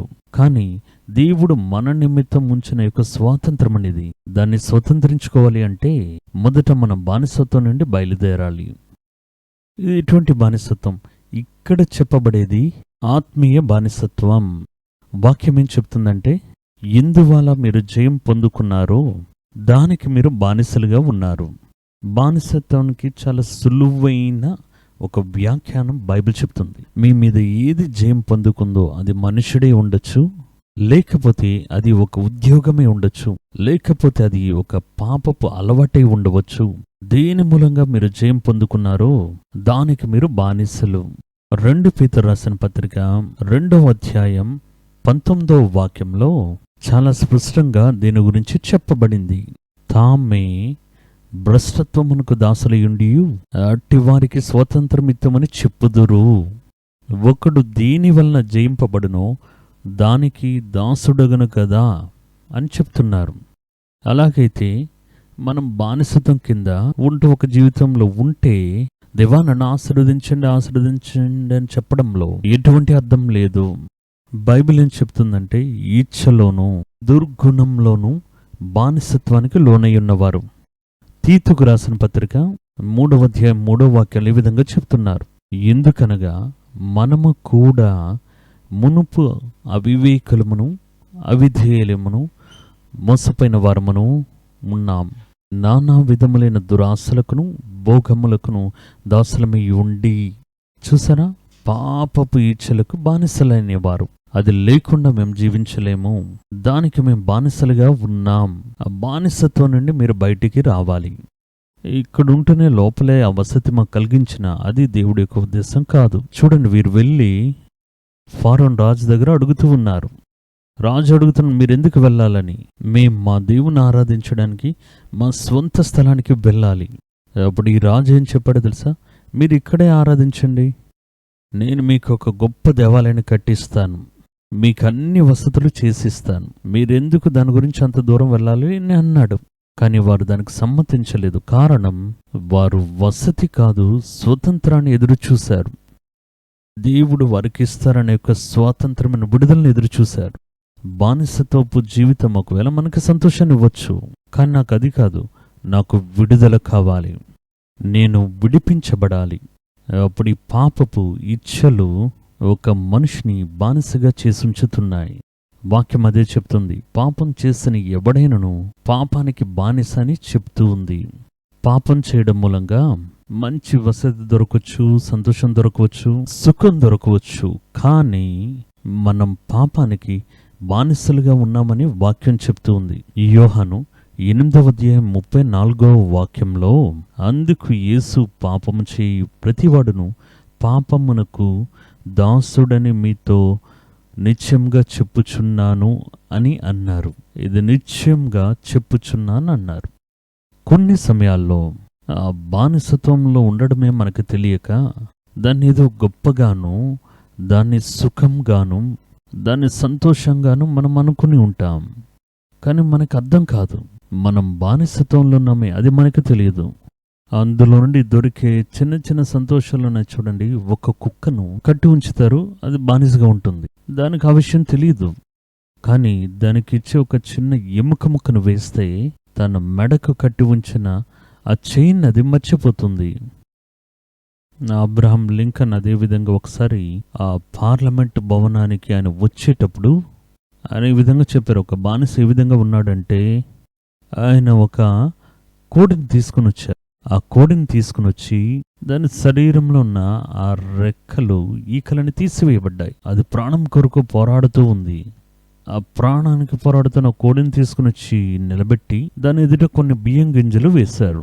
ఆ బియ్యం గింజలు వేయగానే ఆ కోడి తనకు కారుతున్న రక్తాన్ని మర్చిపోయి, నొప్పిని మర్చిపోయి బియ్యాన్ని తిన్న మొదలుపెట్టింది. అప్పుడు ఆయన ఇలా చెప్పారు, తాను బానిసగా ఉండడం తెలియదు, తన ప్రాణం పోయేది కూడా తెలియదు, తాను పట్టబడి ఉన్న విషయం కూడా తెలియదు, ముందున్న బియ్యం గింజలే ముఖ్యం అని చూపించారట. అదేవిధంగా ఇప్పుడు కూడా మనకున్న చూస్తే అంత బాగానే ఉన్నట్టు తెలుస్తుంది, వసతి ఉన్నట్టుగా తెలుస్తుంది, కానీ దాని ముగింపు ఏంటో మనకు తెలియదు. దాన్ని మనం జ్ఞాపకం చేసుకుని ముఖ్యమైన కార్యాన్ని విడిచిపెట్టి ముందు నా బియ్యం గింజలు వేస్తున్నా చూడండి, దాని గురించి ఆలోచిస్తూ ఉంటాం. అయ్యో, అది ఈ విధంగా ఉంటుందనే మనుషుని యొక్క విచిత్రమైన మనసండి.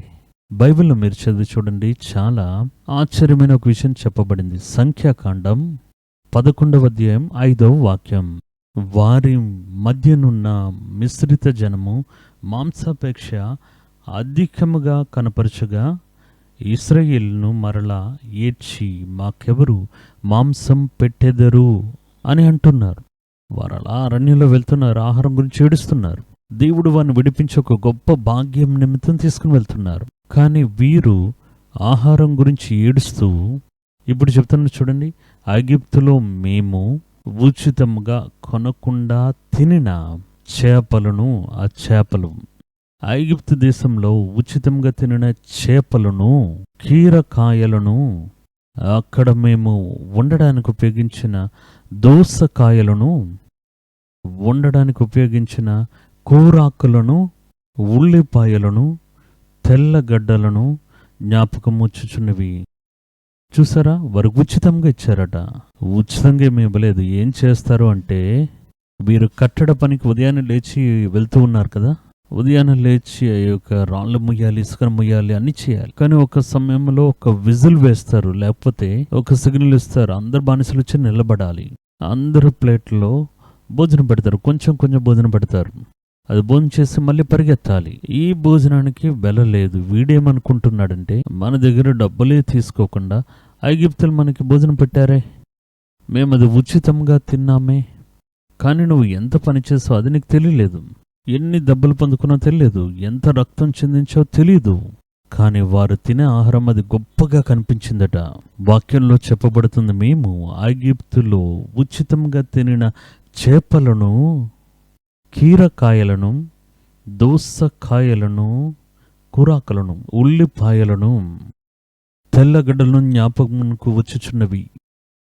ఇప్పుడు మా ప్రాణం సొమ్మసిల్లెను. ఏంటి, దేవుడిచ్చిన జీవితంలోకి వచ్చి మా మనసు సొమ్మసిల్లిపోతుంది, పాత జ్ఞాపకం వస్తుంది. సాయంత్రం 6 గంటలు అవుతే స్నేహితులతో కూర్చుని బారుకు వెళ్ళి తాగి సంతోషంగా. కానీ ఇప్పుడు చూడండి, 6 గంటలు అవుతే ప్రార్థన చేయడానికి వెళ్ళాలి, ప్రార్థన కోడికలకు వెళ్ళాలి. ఏంటి జీవితం? మేము పాత జ్ఞాపకం చేసుకుంటున్నాం. సాతాను మీ యొక్క జీవితాన్ని లాక్కుని ఒక ఎముక ముక్కను వేస్తున్నాడు. మన రెక్కలని పీకివేసి బియ్యం గింజలు వేస్తున్నాడు. మనకు ఆ బియ్యం గింజలు పెద్దవిగా కనిపిస్తున్నాయి, మన ప్రాణం గొప్పదిగా కనిపించట్లేదు. ఇశ్రాయేలుకు ఆ విధంగా తెలిసింది. ఇప్పుడు మా ప్రాణం సొమ్మసిల్లిపోతుంది. ఈ మన్నా కాక మా కన్నుల ఎదుట మరేమీ లేదని చెప్పుకునిరి. అప్పుడు దేవుడిచ్చిన కార్యం ఎంత గొప్పదో చూడండి. మన్నాను మీరు ఎవరైనా చూసారా? మీరు దాన్ని భోజనం చేయగలరా? ప్రతిదినం మన్నా, ఆకాశం నుండి మన్నా. మన్నా అంటే అది ఉన్నతమైన ఒక ఆహార పదార్థం అని వాక్యం చెప్తుంది. కీర్తనల గ్రంథం 78:25లో దేవదూతల ఆహారము అని దావీదు చెప్పినారు, కీర్తనలు చెప్పబడింది. చూడండి, చదువుతాను. కీర్తనల గ్రంథం 78:24, 25, 23 నుండి. ఆయనను ఆయన పైనున్న ఆకాశములకు ఆజ్ఞాపించెను, అంతరిక్ష ద్వారములు తెరచెను. ఆహారముకై ఆయన వారి మీద మన్నాను కురిపించెను, ఆకాశ ధాన్యము వారికి అనుగ్రహించెను. ఆకాశం నుండి ధాన్యాలు, గ్రెయిన్స్ వారికిచ్చారు. దేవదూతల ఆహారము నరులు భుజించిరి. చూసారా, భోజన పదార్థములను ఆయన వారికి సమృద్ధిగా పంపెను. ఇప్పటి వరకు ఎవరికీ దొరకని గొప్ప ధన్యత. దావీదు మొదలుకొని గొప్ప గొప్ప దీర్ఘదర్శులు మొదలుకొని ఎవరికీ దొరకని గొప్ప భాగ్యం. పరలోకపు ఆహారాన్ని ఇస్తున్నాడు, కానీ వీడిని నిర్లక్ష్యం చేస్తున్నాడు. ఉల్లిపాయలా ఉంటాయి, అది తెల్లగడ్డలా ఇది ఉంటాయా, ఒక దోసకాయలా ఉంటుందా? వాడికి అదే ఆహారం. ఎందుకంటే మనుషుడు మట్టికి సంబంధించినవాడు. మనుషుని యొక్క ఆహారం మొత్తం చూడండి, మట్టిలోండి అది వస్తుంది. మట్టిలో నుండి వచ్చేది అది సెట్ అవుతుంది. మన శరీరం మట్టి ద్వారా సృష్టించబడి, మీరు తినేదంతా చూడండి, అది మట్టిలోండే రావాలి. మట్టిని భుజిస్తున్నాం, అది వీడికి రుచిగా ఉన్నట్టు తెలుస్తుంది. ఇది మట్టి కాకుండా ఆకాశం నుండి వస్తుంది. చూసారా, ఆకాశం నుండి వచ్చే దేవుని యొక్క ఆహారం అది వీడు ఇష్టపడలేదు, నచ్చలేదు. ఉల్లిపాయలను, తెల్లగడ్డలను జ్ఞాపకం చేసుకుంటానంటున్నాడు, మాంసాన్ని జ్ఞాపకం చేసుకుంటున్నాడు. మన్నాన్ని చూసి నిర్లక్ష్యం చేస్తున్నాడు. ఎంత దురదృష్టం చూడండి. మన్నాన్ని చూసి ఇదేనా భోజనం అని అడుగుతున్నాడు. ప్రజలు వెళ్ళి దాన్ని ఏరుకుని వచ్చి దాన్ని నూరి తింటారట. అది తేన్లు వేసిన పిండి పదార్థం వలె ఉంటుందట. అంత రుచికరమైన ఆహారం కూడా దానికి ఇష్టపడుతూ ఉన్నాడు. మనం కూడా అంతే. దేవుడు ఎన్నో జ్ఞానకరమైన మేలు ఇచ్చి ఉంటుండగా, ఎన్నో ఆత్మీయ వరములు మేలులు ఇచ్చి ఉంటుండగా, అనవసరమైన లోకానుసరమైన కార్యాల మీద దృష్టి ఉంచుతాం. మనుషుడు మట్టిగా ఉండడం వల్ల వాడు మట్టి మీదే ఆశపడుతుంటాడు. దేవుడైతే మట్టిగా ఉన్న మనుషుణ్ణి పరలోకంలో ఆ రూపులోకి మార్చాలని కోరుకుంటున్నారు. అందుకే పరలోకం యొక్క కార్యాలను కోరుకోమంటున్నారు. పరలోకంలో మీకు నిధులను సమకూర్చుకోండి అంటున్నారు. కానీ అది మనకి కష్టంగా ఉంది. మనుషుల యొక్క కోరిక, వాడికి కావాల్సిన అంతా చూడని మట్టే. మనుషులు అడిగేవన్నీ ఏది వేరే స్థలం నుండి వస్తుంది? అన్నీ మట్టిలో నుండి కదా వస్తున్నాయి. బంగారం, వెండి, ధనం ఇవన్నీ మట్టే. ఈ మట్టే వసతిగా వాడికి కనిపిస్తుంది, మట్టే వాడికి రుచిగా కనిపిస్తుంది. అది మట్టిలో ఉన్నంత వరకే. మీ శరీరం ఆత్మీయ శరీరంగా మార్చబడితే మట్టి వల్ల మీకు ఎటువంటి ప్రయోజనం లేదు. దేవుడు మిమ్మల్ని ఆత్మీయ శరీరంతో నూతనపరచాలని కోరుకుంటున్నారు. కానీ మనుషులైతే తంత్రముగా మిమ్మల్ని మట్టిని కోరుకోమంటున్నారు. మట్టే ఐశ్వర్యమని చెప్తూ ఉన్నారు. చూడండి, అంత గొప్ప మన్నానిచ్చి దాన్ని వాడు నిర్లక్ష్యం చేస్తున్నాడంటే ఆశ్చర్యం. అది దేవదూతల ఆహారం. వీరికి అది అన్యకరంగా ఉంది. మాకు ఉల్లిపాయలు కావాలి, తెల్లగడ్డలు కావాలి. దాని వాసనకి సమానంగా ఉంటుందా? మీరు బాగా చూస్తుంది మట్టి యొక్క వేరే రూపము. అవే మనం అన్నీ ఉపయోగిస్తున్న కార్యములు. తర్వాత కార్యం చూడండి, మూడోది ఒకే ఒక కార్యం చూద్దాం. దావీదు లేవడం, బయలుదేరి వెళ్ళడం. దావీదు లేచాడు. ఎక్కడి నుండి లేచాడు? దేవుడే వాడిని నిలబెట్టారు. గొర్రెల మంద వెనక తలాడుతూ పడుతూ తిరిగిన దావీదు లేచి దేవుని యొక్క మందను మేపడానికి బయలుదేరారు. తన సొంత మందను మేపుతూ ఉన్నవాడు, తన స్వార్థాన్ని మేపుతూ ఉన్నవాడు దేవుని యొక్క మందను మేపడానికి లేచి బయలుదేరాడు. దావీదు తన యొక్క మందను విడిచిపెట్టి లేచి దేవుని యొక్క మందను మేపడానికి బయలుదేరడం బైబిల్లో మనకి చెప్పబడింది. అంతకుముందే దావీదుని చూడండి, ఆ మందను కలిగి ఉండి దాన్ని మేపుతూ ఉండే ఒక మంద కాపరి. కానీ వాక్యం చెప్తుందంటే వాడు మేపుతున్న యొక్క మంద వాడి స్వంత మంద, అది తండ్రికి చెందినది. ఇందులోండి వాడు దేవుని యొక్క కార్యాన్ని చెయ్యాలి అంటే తను స్వంతంగా కలిగి ఉండి మేపిస్తూ ఉన్న, స్వయంగా తాను అనుభవిస్తూ ఉన్న కార్యాలను వదిలిపెట్టాలి. వాక్యం చెప్తుంది. 1 సమూయేలు రాసిన పత్రిక 17వ అధ్యాయం 20వ వాక్యంలో చూడండి. దేవుడైతే వాడిని ఇంకొక ఉద్దేశం నిమిత్తం లేపి తీసుకుని వెళ్తున్నారు. దావీదు ఉదయమున లేచి 1 సమూయేలు 17వ అధ్యాయం 20. దావీదు ఉదయమున లేచి ఒక కాపరికి గొర్రెలను అప్పగించి యేషయి తనకిచ్చిన ఆజ్ఞ చొప్పున ఆ వస్తువులను తీసుకుని రథములున్న స్థలమునకు దగ్గరకు వచ్చాడు. సైన్యములు పంక్తులుగా నిలబడి యుద్ధం నిమిత్తం ఆర్భటిస్తూ ఉన్నారు. అప్పుడు దేవుడు వాడిని వేరే స్థలానికి తీసుకుని వెళ్తూ ఉన్నారు. తన యొక్క సొంత మందల నుండి వాడు బయటికి వచ్చి దేవునికి చిత్తమైనది నెరవేర్చడానికి వాడు తన సొంత మందను కోల్పోవలసి వచ్చింది. మనము కూడా చూడండి, సొంతంగా కొన్ని కార్యాలు కలిగి ఉండి దాన్ని పట్టుకునే ఉంటాం. అదేదో గొప్పగా మనకు అనిపిస్తుంది. దేవుడు ఆ స్థలంలో నుండి మిమ్మల్ని కదిలించాలని అనుకుంటున్నారు. దానికన్నా ఉన్నతమైన కార్యం ఇవ్వడానికి 2 సమూయేలు గ్రంథం 7వ అధ్యాయం 8వ వాక్యం విధంగా చెప్పబడింది. కాబట్టి నీవు నా సేవకుడగు దావీదుతో ఇలాగు చెప్పుము, సైన్యములకు అధిపతియగు యెహోవా నీకు సెలవిచ్చినదేమనగా, గొర్రెల కాపులను నిన్ను గొర్రెల దొడ్డిలో నుండి తీసి ఇశ్రాయేలు నా జనముల మీద అధిపతిగా నియమించి తిని. చూసారా, కొన్ని సందర్భాల్లో దేవుడు మన యొక్క జీవితంలో మనం కోరుకుని ఆశపడే కార్యాలను తీసివేయాల్సి వస్తుంది. నిరుత్సాహానికి గురి కాకండి. దానికంటే ఉన్నతమైనది ఒకటి, దానివైపు దేవుడు మనల్ని నడిపిస్తున్నారు. గొర్రెల వెనకతలు తిరుగుతూ ఉన్నాం. నిన్ను నేను తీసుకుని నా ప్రజలను మేపడానికి మనం కూడా స్వంతంగా అనేక కార్యాలు పెట్టుకుని మేస్తూ ఉన్నాం. అటువంటి అనేక కార్యాలు చేస్తూ ఉన్నాం. దేవుడు చెప్తున్నారు, ఉన్నతమైన ఒక పిలుపుని, ఒక దర్శనాన్ని నేను నీ మీద పెట్టి ఉన్నాను. దీన్ని వదిలిపెట్టాలి. ఇది నాకు జీవనోపాధి, దాన్ని వదిలిపెట్టాలి. దీనికంటే పెద్దది ఒకటి రాబోతుంది. దేవా యొక్క గొర్రెలు నాకు ఎంత సొంతమైనవి. ఆ మందను మేపేవారిని గమనించి చూస్తే ఏదో మనుషులతో మాట్లాడుతున్నట్టు మందతో మాట్లాడుతున్నాను. నేను చూశాను అది. మా ఊరు రామనాథపురం పక్కన చాలా గొర్రెలు మేపేవారు ఉన్నారు. చుట్టూ ఉన్న గ్రామాల్లో వ్యవసాయం అధికంగా లేదు, గొర్రెలు మేపేవారు. నేను చాలా మందిని చూశాను. అక్కడ కూర్చున్న వాటితో కథలు మాట్లాడుతుంటారు, వారి కలతలు పంచుకుంటూ ఉంటారు. ఏదో చిన్నపిల్ల అది అలా వింటూనే ఉంటుంది. నేను ఆశ్చర్యపడుతూ ఉంటాను, ఇది ఏంటి అర్థమయ్యేటట్టు తలాడిస్తూ ఉంటుంది.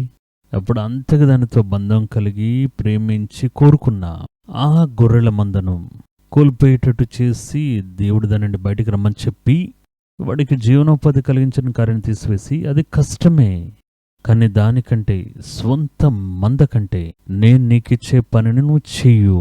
దాని నిమిత్తం ఆయన్ని బయలుదేరింపజేశారు. వాక్యం చెప్తుంది, దావీదు తన స్వంత గొర్రెల కాపును విడిచిపెట్టి లేచి బయలుదేరి వెళ్ళాడు ఉన్నతమైన కార్యాల్లో హెచ్చింపబడు నిమిత్తం. ఇక్కడే చివరి వరకు ఉంటే ఏదో గొర్రెల మంద పెద్దదై ఉండొచ్చు, కానీ ఆ మంద కాపరిగా మాత్రమే ఉంటాడు. కానీ ఆయన దాన్ని విదిలించుకుని బయలుదేరడం వల్ల ఉన్నతంగా హెచ్చించబడ్డాడు, రాజుగా సింహాసనంలో కూర్చోబెట్టారట. అప్పుడు మీకు ప్రియముగా కనిపించేవి క్రీస్తును తెలుసుకునే యొక్క జ్ఞానం నిమిత్తం నష్టముగా విడిచిపెట్టాను, అది కుప్పగా నేను అనుకుంటున్నాను.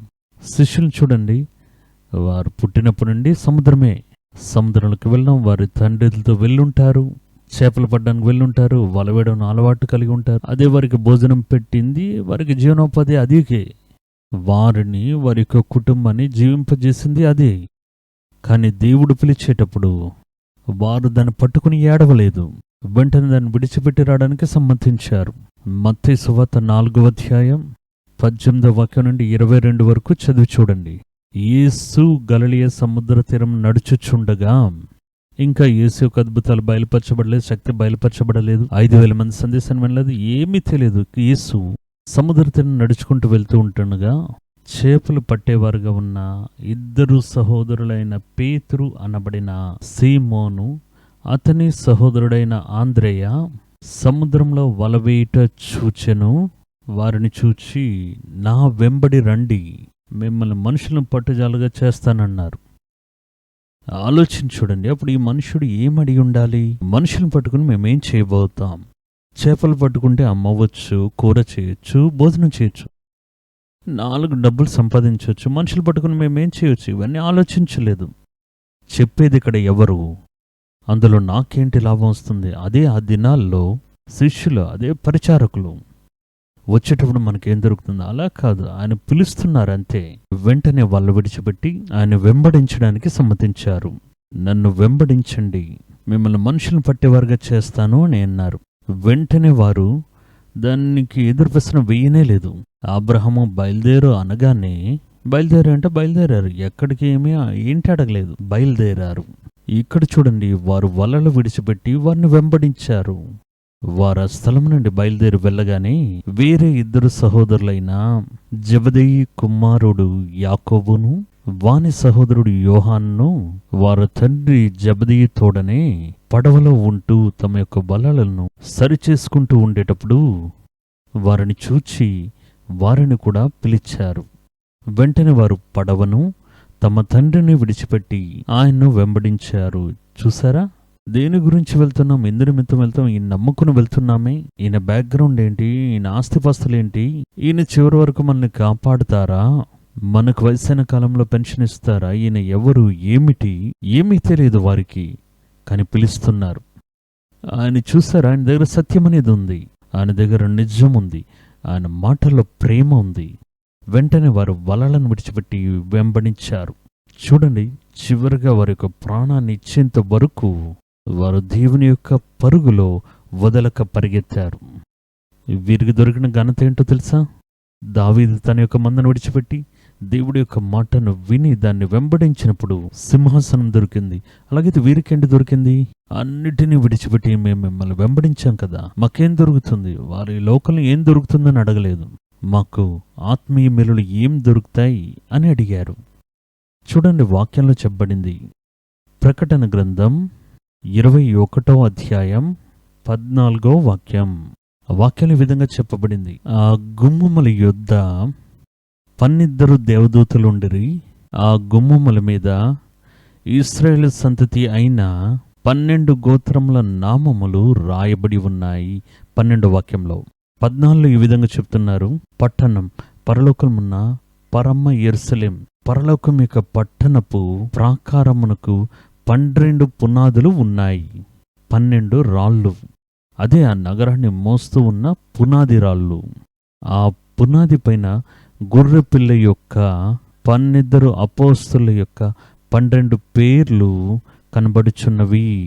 చూసారా, వీరిని పరలోకాన్ని మోస్తూ ఉన్న పరలోకపు పట్టణం యొక్క పునాది రాళ్ళే ఈ 12 మంది. వారి పేరు పరలోకంలో ఒక పుస్తకంలో రాయబడ్డం కాదు. వాక్యంలో చెప్పబడుతుంది, దేవుడు తన జ్ఞాపక గ్రంథంలో మన పేర్లను జీవ గ్రంథంలో రాసి ఉంచుతారన్నారు కదా, పుస్తకంలో కాదు, అదంతా మనకి. కానీ అపోస్తలులు చూడండి, ఇంత గొప్ప కార్యాలు చేసి వారు పునాదులుగా ఉండడం బట్టి వారి యొక్క నామములు పునాదులపై లిఖించబడి ఉన్నాయట. వీరి యొక్క ఉపదేశం అనే యొక్క స్తంభముల మీదే, ఆ పునాది మీదే ఆ యొక్క పట్టణమే కట్టబడిందట. ఎంత గొప్ప భాగ్యాన్ని వారికి ఇచ్చి ఉన్నారు, ఎంత గొప్ప మేళ్ళు వారికి వచ్చి ఆలోచన చూడండి, ఎంత గొప్ప మహిమ. ఈ మహిమ లోకంలోని మహిమ ఉంటుంది కాదు, నిత్యము ఆ 12 మంది పేర్లు పరలోకంలో కొనియాడబడుతున్నాయి. పరలోకంలో కొనియాడబడుతున్నాయి ఒక శిష్యుల యొక్క పేర్లు. అదే వాక్యం చెప్తుంది. అలాగైతే మనం దాని నిమిత్తం కోల్పోవాలి. ఇప్పుడు మీరు వారి దగ్గరికి వెళ్ళి అడిగితే ఈ విధంగా చెప్తారు, ఒక వలను విడిచిపెట్టడానిక ఇంత పెద్ద భాగ్యం, చేపలను విడిచిపెట్టినందుక ఇంత గొప్ప ధన్యత, మా యొక్క పనులను విడిచిపెట్టిన దానిక మాకు ఇంత గొప్ప ధన్యతనిచ్చి ఉన్నారు. అవును, దేవుడి గురించి కోల్పోయిన ఎవరూ దరిద్రులయ్యే చరిత్ర లేదు. మన యొక్క ఐశ్వర్యం లోకం యొక్క ఐశ్వర్యం కాదు, అది పరలోకంలో ఉన్న ఐశ్వర్యం. అప్పుడు దేవుడు దాన్ని ఇచ్చి వారిని మహింపరిచారు. చూడండి, ఇక్కడ వారు జీవించేటప్పుడు అరకొరతగా పరదేశులుగా ఉండేవారు. ఇక్కడ జీవించేటప్పుడు వారికి భూమి స్వంతంగా ఇవ్వబడలేదు. ఇవన్నీ ఎదురు చూసే వారు వచ్చారు. కొట్టబడి, హింసించబడి, అక్కడి నుండి పారద్రోలబడి, పరిగెత్తి ప్రయాసపడి పరిచర్య చేశారు. దాని యొక్క ప్రతిఫలం పరలోకంలో అధికంగా ఎంచబడింది. అప్పుడు ఒకదాన్ని వదిలితేనే, ఒకదాన్ని విడిచిపెట్టి మీరు లేచి బయలుదేరితేనే వేరొకదాన్ని మీరు పొందుకోగలరు. మీరు దేవుని యొక్క చిత్తం ప్రకారం, దేవుడి యొక్క నామ మహిమార్థం ప్రకారం మీకు లాభంగా ఎంచబడిన విడిచిపెట్టి మీరు లేచి బయలుదేరినప్పుడు ఉన్నతమైన ఒక గొప్ప మేలును దేవుడు మీ నిమిత్తం కలిగి ఉన్నారనేది మీరు మర్చిపోకూడదు. ఇందులో ఒక షార్ట్ కట్ మనం ఎదురు చూస్తూ, దేవా మేము ఉంటున్న స్థలంలోనూ ఉంటాం, దేవా మమ్మల్ని ఆశీర్వదించండి, దేవా నేను ఊరనే ఆ ఊర్లోనే ఉంటాను, నా వంశాన్ని అభివృద్ధిపరచండి, ఒక చిన్న బిడ్డనిస్తే చాలు నాకు, నేను ఇక్కడ ఉంటాను అని అడగడం. దావీదుని దేవుడు పిలిచినప్పుడు, నా మందలోనే ఉంటాను, నా పిల్లలు మాత్రం, నా మంద మాత్రం అవి అధికమైన పిల్లలు కన్నట్లుగా వాటిని ఆశీర్వదించండి అని చెప్పడం ఎంత పిచ్చితనమో. అదేవిధంగా ఇశ్రాయేలు, ప్రభువా మాకు ఇవ్వాల్సిన మేలులను మాకు ఈ ఊర్లో ఐగుప్తులోనే ఇవ్వండి, మేం బానిసలుగానే ఉంటేనే ఆశీర్వదించబడిన వారుగా ఉంటామని అడగడం ఎంత పిచ్చితనమో. అదేవిధంగానే దేవా నేను దేన్ని వదిలిపెట్టను, నాకు ఉన్న దీనిని మీరు ఆశీర్వదిస్తే చాలు అని మనం మన స్థలంలో నుండి లేవకుండా కూర్చుని ఉండటం. అదే వాక్యం చెప్తూ ఉంది, మీరు నిద్రపోతున్న మీరు లేచి మరణించిన వారిని వదిలిపెట్టి బయలుదేరండి. ఇందులో ఇంకో కార్యం ఉంది, ఆలోచన చూడండి. ఆత్మీయ స్థితిలో నిద్రపోతున్న వారు ఎవరితో నిద్రపోతున్నారో తెలుసా? మరణించిన వారితో నిద్రపోతున్నాడట. అదే ముఖ్యం. ఆలోచన చూడండి. ఇలా నిద్రలో లేచి ఇటువైపు చూస్తే ఒక డెడ్ బాడీ, ఒక మార్చులాగా, ఇటువైపు చూస్తే ఇంకొక డెడ్ బాడీ, తల మీద ఒకటి, కాళ్ళ మీద ఒకటి. నిద్ర వస్తుందా? వాక్యం చెప్తుంది, నిద్రపోతున్నా నువ్వు మొదట మేల్కొని చూడు, నీ చుట్టూ మరణించిన వారు ఉన్నారు, అది తెలియకుండా నువ్వు నిద్రపోతూ ఉన్నావు. అప్పుడు వాక్యం అదే కాదు చెప్తుంది, నిద్రపోతున్న మీరు మేల్కొని మరణించిన వారు విడిచిపెట్టి బయలుదేరు. అప్పుడే చూస్తున్నాడు పక్కన చనిపోయిన వాడు, శవంతో నిద్రపోతూ ఉన్నాం. అది ఎంత భయానకం, అది ఎంత హేయమైనది. ఆ మరణించిన శవాల యొక్క దుర్వాసన, వాటి మధ్యలో నిద్రపోతూ ఉన్నాను. కాబట్టి ఆయన ఏం చెప్తున్నారంటే, నిద్రపోతున్న నువ్వు ఎక్కడ నిద్రపోతున్నావో తెలుసా? మరణించిన వారి మధ్యలో నిద్రపోతున్నావు, చనిపోయిన శవాల మధ్యలో నిద్రపోతూ ఉన్నావు. నువ్వు లేచి, ఆ విషయం నీకు అర్థం కావట్లేదు, లేచి చూస్తే అది నీకు అర్థమవుతుంది, నేను ఎక్కడ ఉన్నాను అనే విషయం. నా పునాది ఎక్కడ ఉంది, నేను ఎక్కడ, దేన్ని నేను కోరుకుని ఎక్కడ పడుకున్నాను నాకు తెలియట్లేదు. నువ్వు నిద్రపోవడం వల్ల తెలియట్లేదు, నువ్వు మేల్కొంటే నీకు తెలుస్తుంది. నీ చుట్టూ ఎంత అపవిత్రత, ఎటువంటి అపవిత్రమైన మనుషులు, పాపంలో ఉన్నవారు, మరణంలో ఉన్నవారు, పాపంలో మరణించిన వారు. వాక్యం చెప్తూ ఉంది, ఈ చనిపోయిన వారికి మధ్యలో మీరు నిద్రపోవడం వల్లే ఉండగలుగుతున్నారు. మీరు మేల్కొంటే అక్కడ మీరు ఉండరు. వారు మరణించిన వారని మీకు తెలిసినప్పుడు మొదట మేల్కొనాలి. మేల్కొంటేనే మీరు ఎక్కడ ఉన్నారనేది మీరు స్పష్టంగా అర్థం చేసుకోగలరు. మేల్కొనండి, బయలుదేరండి. దేవుడు మిమ్మల్ని ఆశీర్వదించాలని కోరుకుంటున్నారు. ఇలా తన వెలుగు ద్వారా. యోహాను 1:9 విధంగా చెప్పబడింది, అది లోకంలోనికి వచ్చుచు ప్రతి మనిషిని వెలిగించుచున్నది. అది నిజమైన వెలుగు. అది ఆ వెలుగు వల్ల మీరు ప్రకాశించబడాలి అంటే ఎఫెసీయులకు రాసిన పత్రిక 5:14 చెప్పబడిన ప్రకారం నిద్రించున్న మనం మేల్కొనాలి. ఎక్కడ నిద్రపోతూ ఉన్నామో అది గ్రహించగలగాలి. మృతుల్లో నుండి హేయమైన కార్యాల నుండి అక్కడి నుండి లేవాలి. ఆ స్థలం నుండి బయలుదేరాలి. అప్పుడు దేవుడు మిమ్మల్ని ప్రకాశవంతమైన వారుగా మారుస్తారు అని వాక్యం చెప్తుంది. తలలు దించుకుని ఒక చిన్న ప్రార్థన చేద్దామా? ఈరోజు మనం చక్కగా ఉన్నట్టే కనిపిస్తుంది, సంభ్రమంగా జీవిస్తున్నట్టు తెలుస్తుంది. కానీ మనం మరణించిన వారి మధ్యలో పడుకుని ఉండటం మీరు అర్థం చేసుకుంటున్నారా? మరణంలోనూ నాశనమైపోయిన వారి మధ్యలో పడుకుని ఉండడం, మనం కూర్చుని ఉండటం మీరు గ్రహించగలుగుతున్నారా? పాపుల మధ్యలో, ఇచ్చగల వారి మధ్యలో, దుర్మార్గపు క్రియల మధ్యలో మనం పడుకొని ఉండటం మీకు తెలుస్తుందా? వాక్యం చెప్తూ ఉంది, మేల్కొను, మరణించిన వారి మధ్యలో బయలుదేరు.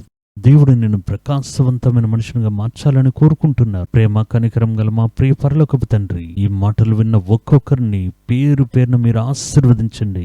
ఇప్పుడు మేమున్న స్థలం చక్కగా ఉన్నట్టుగా తెలుస్తుంది, ఒక ఊరు పట్టణం వలె. దేవా, మా జాతి ప్రజలతో ఉంటున్న ఒక జీవితం, అది మాకు సంతోషం కలిగించేదిగా కనిపిస్తుంది. దేవా, ఊరనే పట్టణంలో తన యొక్క తండ్రి ఇల్లు, తల్లి ఇంటితో ఉన్న ఆ సంతోష అనుభవం సంతోషంగా ఉంటుంది. కానీ అది మరణించిన వారి గూడారం, పారంపర్యములు, విగ్రహారాధనతో నింపబడిన కుళ్ళిపోయిన శవముల మధ్యలో నేను దాన్ని ఆశీర్వాదమని నమ్మి జీవిస్తూ ఉన్నాను. కారణం, నేను ఆత్మీయమైన రీతిలో నిద్రలో ఉంటున్నాను. పక్కనే ఉన్న భయంకరం, పక్కన ఉన్న హేమైన కార్యాలు, దాన్ని నేను అర్థం చేసుకోలేకపోతున్నాను. దేవా, అర్థం చేసుకోలేకపోతున్నా. నా చేతులు కట్టబడి ఉన్నాయి, బానిసత్వంలో ఉన్నాను, సాతానికి సేవ చేస్తూ ఉన్నాను. రెక్కలు పీకివేయబడ్డాయి. వాటన్నిటిని నేను గమనించకుండా ముందును వేయబడిన బియ్యపు గింజలు చూస్తూ ఉన్నానే. దేవా, ఉల్లిపాయలను, తెల్లగడ్డలను, దోసకాయలు, ఇవే గొప్ప భాగ్యమని ఎంచుచూ ఉన్నానే. వాటిని వెంబడిస్తూ నేను పరిగెత్తునే ఉన్నానే. పరలోకపు యొక్క మన్నా నాకు ఆశీర్వాదంగా ఇవ్వబడేటప్పుడు దేవుడు మనకిచ్చే దేవా ఆత్మ సంబంధమైన ఆ పైనున్న కార్యములు, మేలులు మన నిమిత్తం ఉంచబడి ఉంటుండగా మట్టి మూలంగా కలిగే కార్యాలు వెనక నేను పరిగెత్తూ ఉన్నానే. వీటన్నిటికీ కారణం ఆ నిద్ర. కళ్ళు మూసుకుని పడుకుని ఉన్నాను, గ్రహింపు శక్తి లేకుండా ఉన్నాను. మరణం మధ్యలో, మరణించిన వారి మధ్యలో, శవముల మధ్యలో, మట్టికి మధ్యలో, కుళ్ళిపోయిన వాటి మధ్యలో నా జీవనోపాధి ఉంది. దేవా, ఈరోజు నేను మేల్కొంటున్నాను, బయలుదేరుతున్నాను. అబ్రహాము వలె, ఇశ్రాయేలుల వలె, దావీదు వలె, శిష్యుల వలె మరణించిన వారిని విడిచిపెట్టి నేను లేచి దేవుడు చూపించే మేలుల వైపు చూస్తూ నా ప్రాణాన్ని ఆరంభిస్తానని సమర్పించుకుంటున్నా. ఒక్కొక్కరి మీద నీ యొక్క శక్తి దిగివచ్చునుగాక. మీరు వారిని మేల్కొల్పండి. వారి యొక్క జీవితంలో వారు మేల్కోవాలి. మరణతులమైన క్రియలు పారద్రోలి వారు మిమ్మల్ని చూస్తూ మీ వైపు వచ్చేందుకు సాయం చేయండి. సకల బాధ్యతలు దేవ మీరు తీసుకుని మీ బిడ్డలను ఆశీర్వదించి నడిపించండి. యేసు నామమున నా ప్రార్థనలు అంగీకరించండి మా తండ్రి, ఆమేన్.